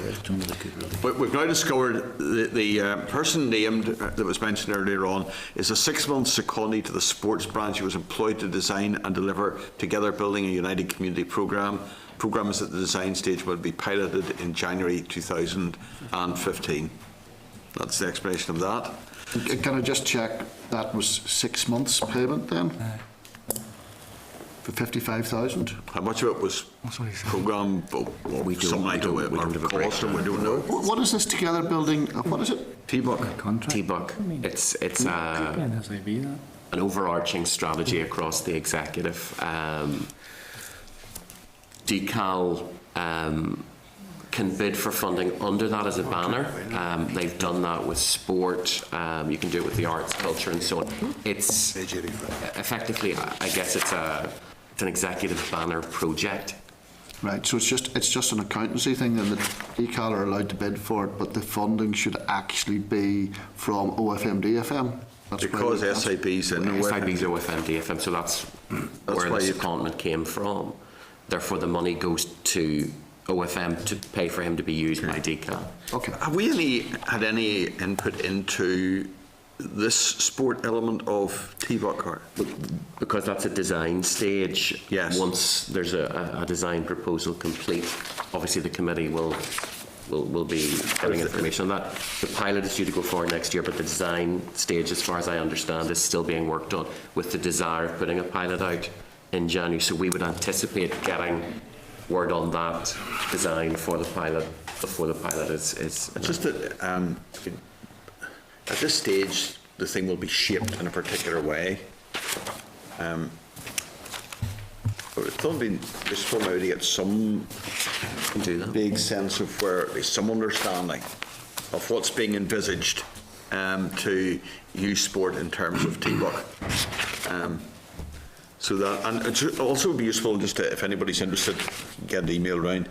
There was a copious did an independent research evaluation of the midnight soccer. Might be useful to get a copy of that to look at and see what it actually says, as well as raising the other questions that Mr. Hurwitz raised. Okay. Can I ask, was there further information about casement? I didn't hear what you said. Chair, what we were saying there was the judge, all of the evidence has been now submitted in the hearing, so that the judge is now retired to make his assessment. There's over, I think, 10,000 pages of evidence, so he has asked for a certain number of days to do that. And once up to the end of next week. Pretty much the end of the month. November End of October. So the original plan had been that the judicial review would be done, and assuming it was in favour and that casement would be going ahead as expected. The idea was to break ground on the 1st of November, to continue the work. If that date slips, then there's a possibility that the funding that is being used for that might also slip then again as well. That funding's 24 point. No, that first tranche of funding would be, I think, around 7 million. Other money has had to be returned because the work has now been on hold with the judicial review, but the initial phase of work, that would have been money for that. The date of the 1st of November has been suggested, but again, that's probably something that can slip. We just don't know how much. That's effectively, milestones have been put in place. If things happen at this stage, then other things can happen. So we don't know what the kind of slippage is on that, but the indication was that if the judicial review hadn't been settled, that if it hadn't been settled and work couldn't begin on the 1st of November, then potentially, and again, we don't know what the ability for slippage there is, but potentially there would have to be money returned because construction couldn't start then. Because of the length of time of the judicial review, it's already been mentioned, it's one of the longest we've had. That has caused considerable difficulty and confusion in terms of having money in place at the right times and setting milestones for money to be used and knowing when people are going to have to come in and do the work. It's just been incredibly difficult to plan around that. And unfortunately, as we've said before, DCAL is effectively, if you like, on the sideline of this because it's a case against planning, so it's Department of the Environment's responsibility and not DCAL's responsibility in terms of that actual case. Okay. But there is a scheduling issue which we don't understand, because the way that I looked at it in the original thing is there is £21 million being surrendered in this monitoring round, which presumably is partly asbestos. I don't know why that's been surrendered, but partly would be casement. Right. So that will be because they will have anticipated shovels on ground this financial year, and the £7 million that Leslie was bringing up would have been the ongoing work for the following year. So that's all slipping back. The point that we've all talked around here, though, however, is this is a huge capital expenditure, and whilst that's going to slip, and whilst we may not be ready to deal with the £21 million aspect because it's come out of nothing, the £7 million that we're putting in there, I really do think we should be looking about the regional stadia proposal. And it's definitely going to slip. I mean, there's no way they're going to get it done. There isn't a plan with the regional stadia yet. There hasn't been. I think one of the difficulties in this, one of the flaws, has been that there hasn't been, I suspect, as much progress on developing a regional stadium, sub-regional stadium plan. I agree. And the assumption was Casement, Windsor and Ravenhill would all fire ahead, and therefore there'd be no money, so there's no point. I agree. And it raises the question, and of course that only becomes a relevant issue at the point where the judicial review starts, whatever point that was, not sure when. We're about 2 or 3 weeks ago. Although you could equally say that it was being flagged up by the residents quite a while ago, even though you didn't know it was definitely going to happen, but there was a fair likelihood that they were going to dig in and go for a judicial review. And on that basis, there should have been some contingency planning to make sure that if money did not get spent there, it was then farmed out for other sporting provision, because it's not a good situation for anybody to be in where the department's handing back money. Could we get some update then from the department and from the IFA about where they are with this? I don't know whether regional stadia, sub-regional stadia. Yes.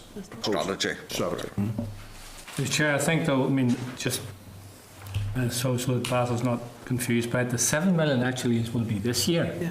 I thought it said 2014. No, it's 14-15 year, which is this year. That's this year. That's this financial year. Oh, it is. Yes, you're right. So you're right. That's That's what I okay. think. That slips if because of the slow it's start. on a time scale. Yeah, it's a slow start. Yes. That is in addition. No, sorry, you're quite right, Leslie. I had actually spent that. It's this year. But that is in addition. That's saying that you're returning 21 million in October, and presumably the risk is that there may be a further 7 million in January. Yeah, in which case you can't use it. But Chair, the concern I have is that 7 million, if you like, is decal money for that purpose. And I would like to see it spent. If not, obviously it can't be spent there this year, but at least it could be spent somewhere else. The danger is, are there any other projects ready? If not, that 7 million simply goes to 25 million over commitment. Because all of this stadium money was a package for stadia, I'm not clear in my own mind then what happens there if money, it goes to centre again for reallocation. And then it's reallocated. But because it's capital, how many projects are ready to go with it? Probably none, I would guess, and therefore it'll go off that overcommitment. Yeah. An easy way out for the finance minister. He's got 7 of his 25 million. And we lose out. Well, the key thing is that I think we get clarification then from the IFA and from the department as to where they are with developing that, because the possibility could be that we don't know until the judicial review is finished what the decision is going to be, what the impact that's going to be. And if that's the case and there's money about, then that should really be directed towards the other element of the package, because it was an entire package for the 3 sports. Sorry, can I ask if the judge has asked for that time, but he could make a deliberation on it at any time before that? If he is in a position to do so, he is. It's like an indicative thing. He has indicated how much he needs. He thinks he might need, might but need it all. yeah, Thank you. yeah, we just don't really know. It's one of those kind of processes. Okay, thank you. We'll know by next weekend. Yeah, probably. Well, we would hope so. Hope so, yes. Okay. Brings us on to the next item then, which was the Women's Rugby World Cup. Sport NI meeting with the Tourist Board to discuss that. The papers there have been tabled about that. Response to the Minister. Are you content to note that? Yeah. Okay. Arts Council NI regarding in-year and further budget cuts, page 107.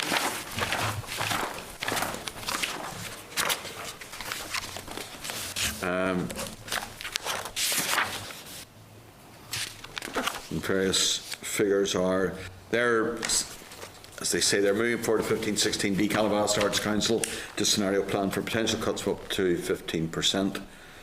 Currently working through these plans, drafting it, and our members. Can I just ask, since you're sorry, just to add, sorry, apologies.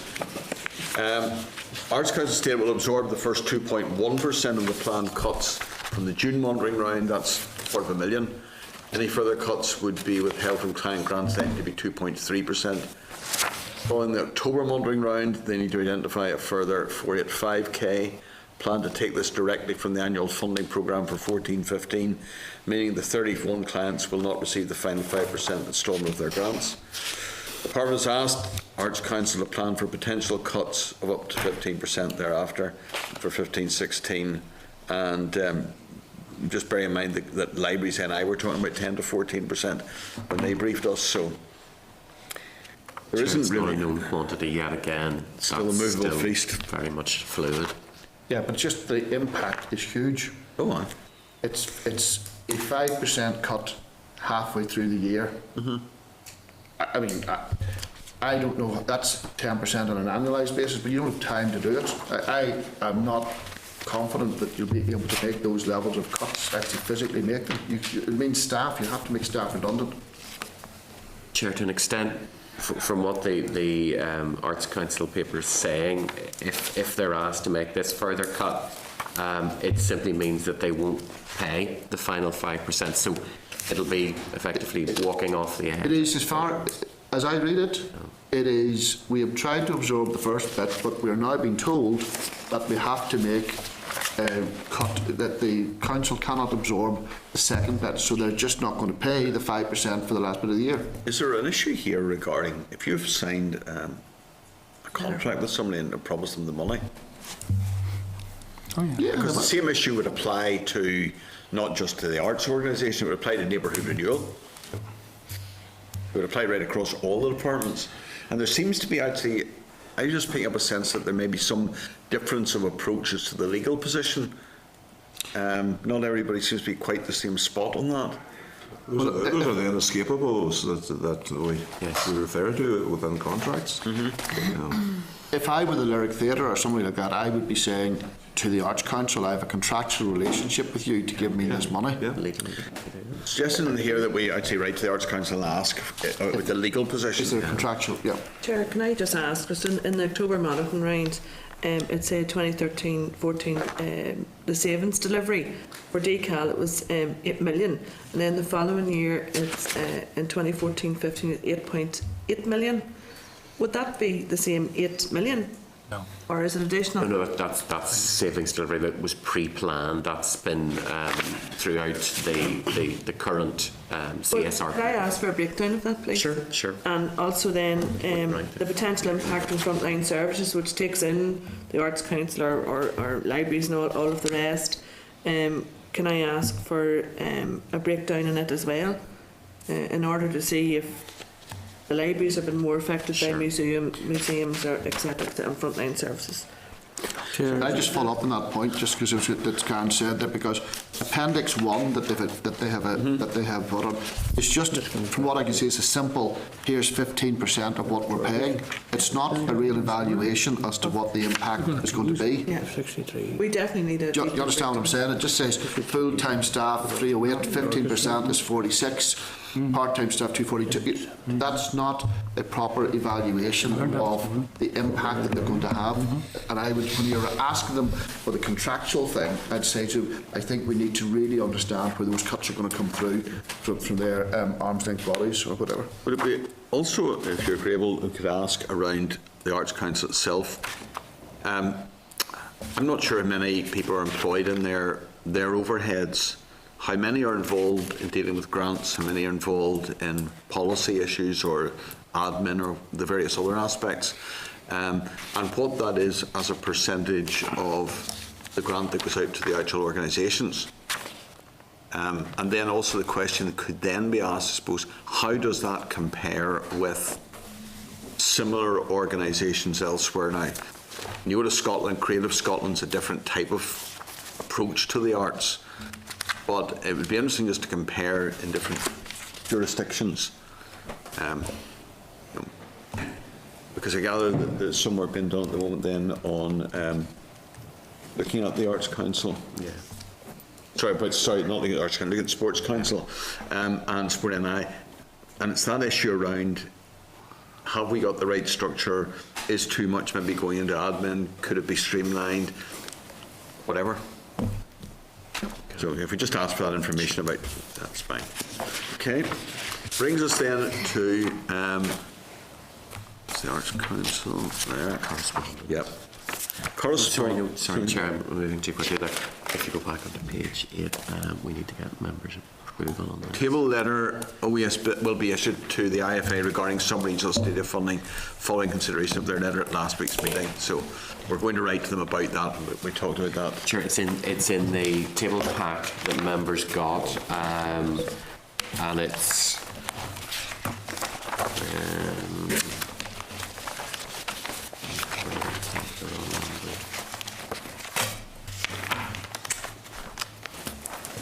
it's in the table pack at page 15 in that table pack, the black folder table pack. It was brought up by Mr Hilditch and Mr Humphrey last week. The issues around the IFA's response on the sub-regional stadia. They referred to the facilities strategy on their website, and it's essentially looking at queries on those over a number of phrases and so on. It's also the issues that Mr Humphrey raised about kick-off times and so on, and how this means that larger crowds can't be there, the impact of that on team morale and so on. So it's really just to get members' approval to send that, covering those two sets of issues. And then we have a separate letter. Then we have a separate letter. On other matters. Yeah. Okay. So that's just for this one. If members are content, we send that one forward. Great. Okay. Thank you. Brings us then down to correspondence here. Correspondence from Decal, page 112. Providing details of the Decal actual outturn to August 14 and forecast to March 15. Are you content to note that? Somebody just explain to me what it means. It's the comparison of what was anticipated to be spent and what has actually been spent. So actual spend to date, administration 2890, is that the same time period as forecast spend September, March, or is that the remaining budget? Actual spend. So what you've got is the actual spend to date for the financial year is the 2890. Then and is that just, Peter, sorry, just to clarify, and the last column, percentage spend against budget? Yes. That's how much has been spent this financial year so far. So that's those first column and the fourth column relate? So you're... That's the actual spend date, what will be spent in the rest of the year. First, so the 2890 is 43% of total to be spent. That's how it works. So the two, yes, you're right, that the first and fourth column, they do relate to each other. Yes. Yeah. That's correct. And the correspondence in from Historic Royal Palaces in regard to Hillsborough. Chair, as far as I'm aware, all statutory committees have been sent a letter from Patricia Corbett, who's the new head of Hillsborough Castle. Members will be aware that Hillsborough Castle, the running thereof and opening to the public, has transferred from the NIO to Historic Royal Palaces, which also covered Tower of London, Hampton Court, Kensington Palace and so on. Obviously a much more commercial approach is now being taken. What's essentially being requested here is to come and present on what Hillsborough Castle will become and what it'll do and so on and so forth. It's really up to members whether or not that they would find that useful to do, or whether it is quite a significant building for all sorts of reasons. It's my understanding that they're talking about opening it up more into the public. Much more so, discussing on a much more, on a much more sort of commercial basis. Yeah. If you look at the Historic Royal Palace's website, it's quite commercially focused, and that's the intention. They've already done the presentation to the DCAL committee, or to the RD committee. You had that at the castle? We had that at the castle, and it's a wish list thing. Well, maybe we should be at least aware of it. So I appreciate some people already have it.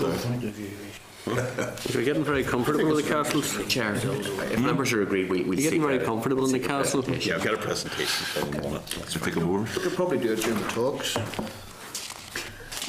Hillsborough Castle, so we're there. Great. The castle won't be there.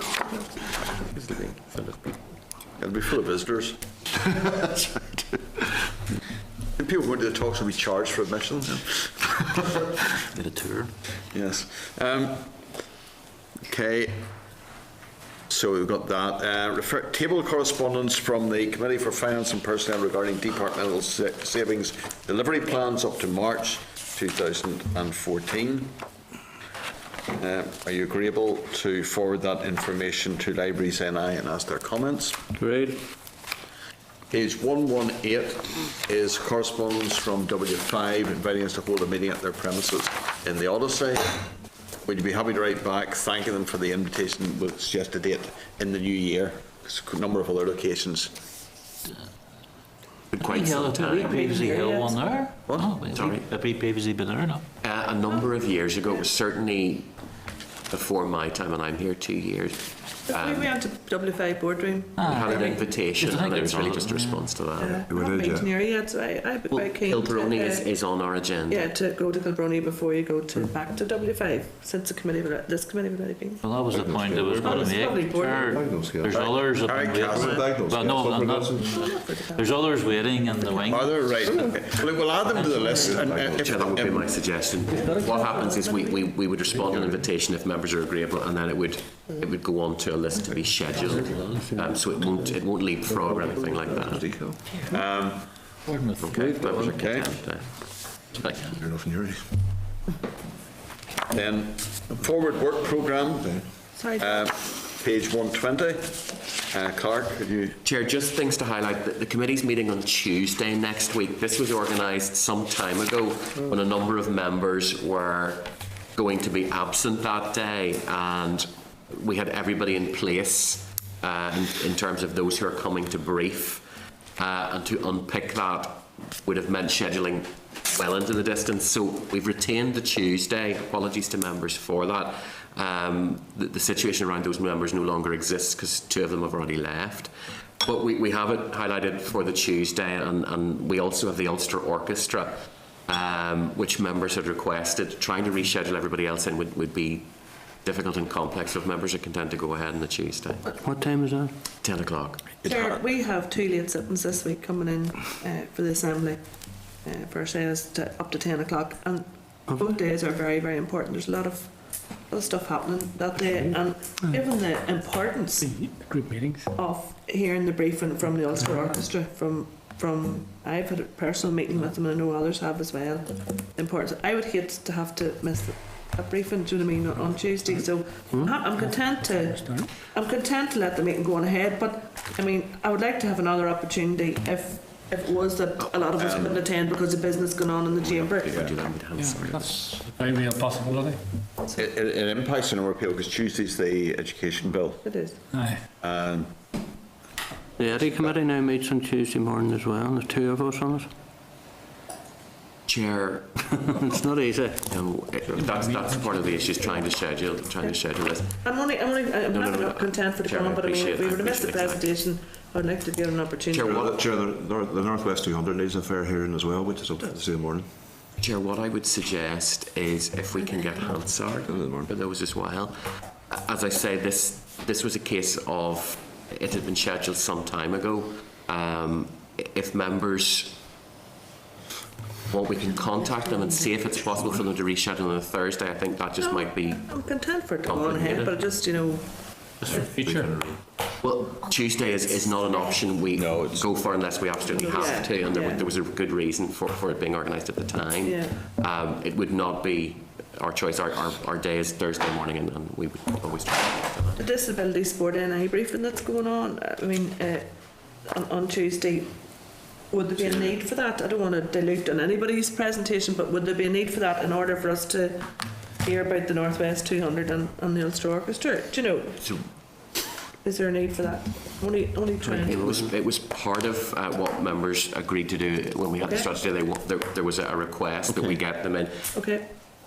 I don't want to. No, and absolutely, and Chair, my embarrass suggestion. any group coming up. No. And 3 people or 1 person sitting in a room. Are there ways of adjusting the agenda then and timings Chair, on Tuesday? What we can do is we can go back to, I appreciate the Ulster Orchestra is a very time-bound issue. I know they're meeting the Minister today, so getting them in as quickly as possible is key. With the disability sport, it wasn't as time-bound. So what we can do is seek to reschedule that for another day and bring the others forward, so we've got a much more condensed meeting. We've been trying to get Northwest 200 for a number of months now. This was the first sort of opportunity. So if we go with the Northwest 200 and we make apologies to disability sport and ask, can we reschedule them for another day? Unless there's a matter of urgency with It wasn't. No, it wasn't a early time-bound issue. It was just we'd been pursuing them for a while to get it in. But we can seek to reschedule that. It's just unfortunate our time into the assembly of the week that it's failed, you know. It is. Okay, well, we'll work around that to get the best arrangement for the Northwest and the Ulster Orchestra, and I'm sure members will be able to dip in and out from the debate. Yep. Do something over lunch. I sit in the business committee, but maybe. We could try and do that. Is there opportunity maybe in doing things around lunchtime? No? Yes, possible, yeah. Probably better, yeah. Sorry, It's a Chairman. long day. I'm only. It's a long day. Like, if you don't put your Well, lunch. we'll leave it with the clerk to work out best. Okay, no problem. Whatever's best. We'll talk to the stakeholders. Could we just deal with 1 or 2 quick matters? We'll go into closed session for a moment here at Waterways Ireland. This is the Northern Ireland Assembly Committee Room 30. This is the Northern Ireland Assembly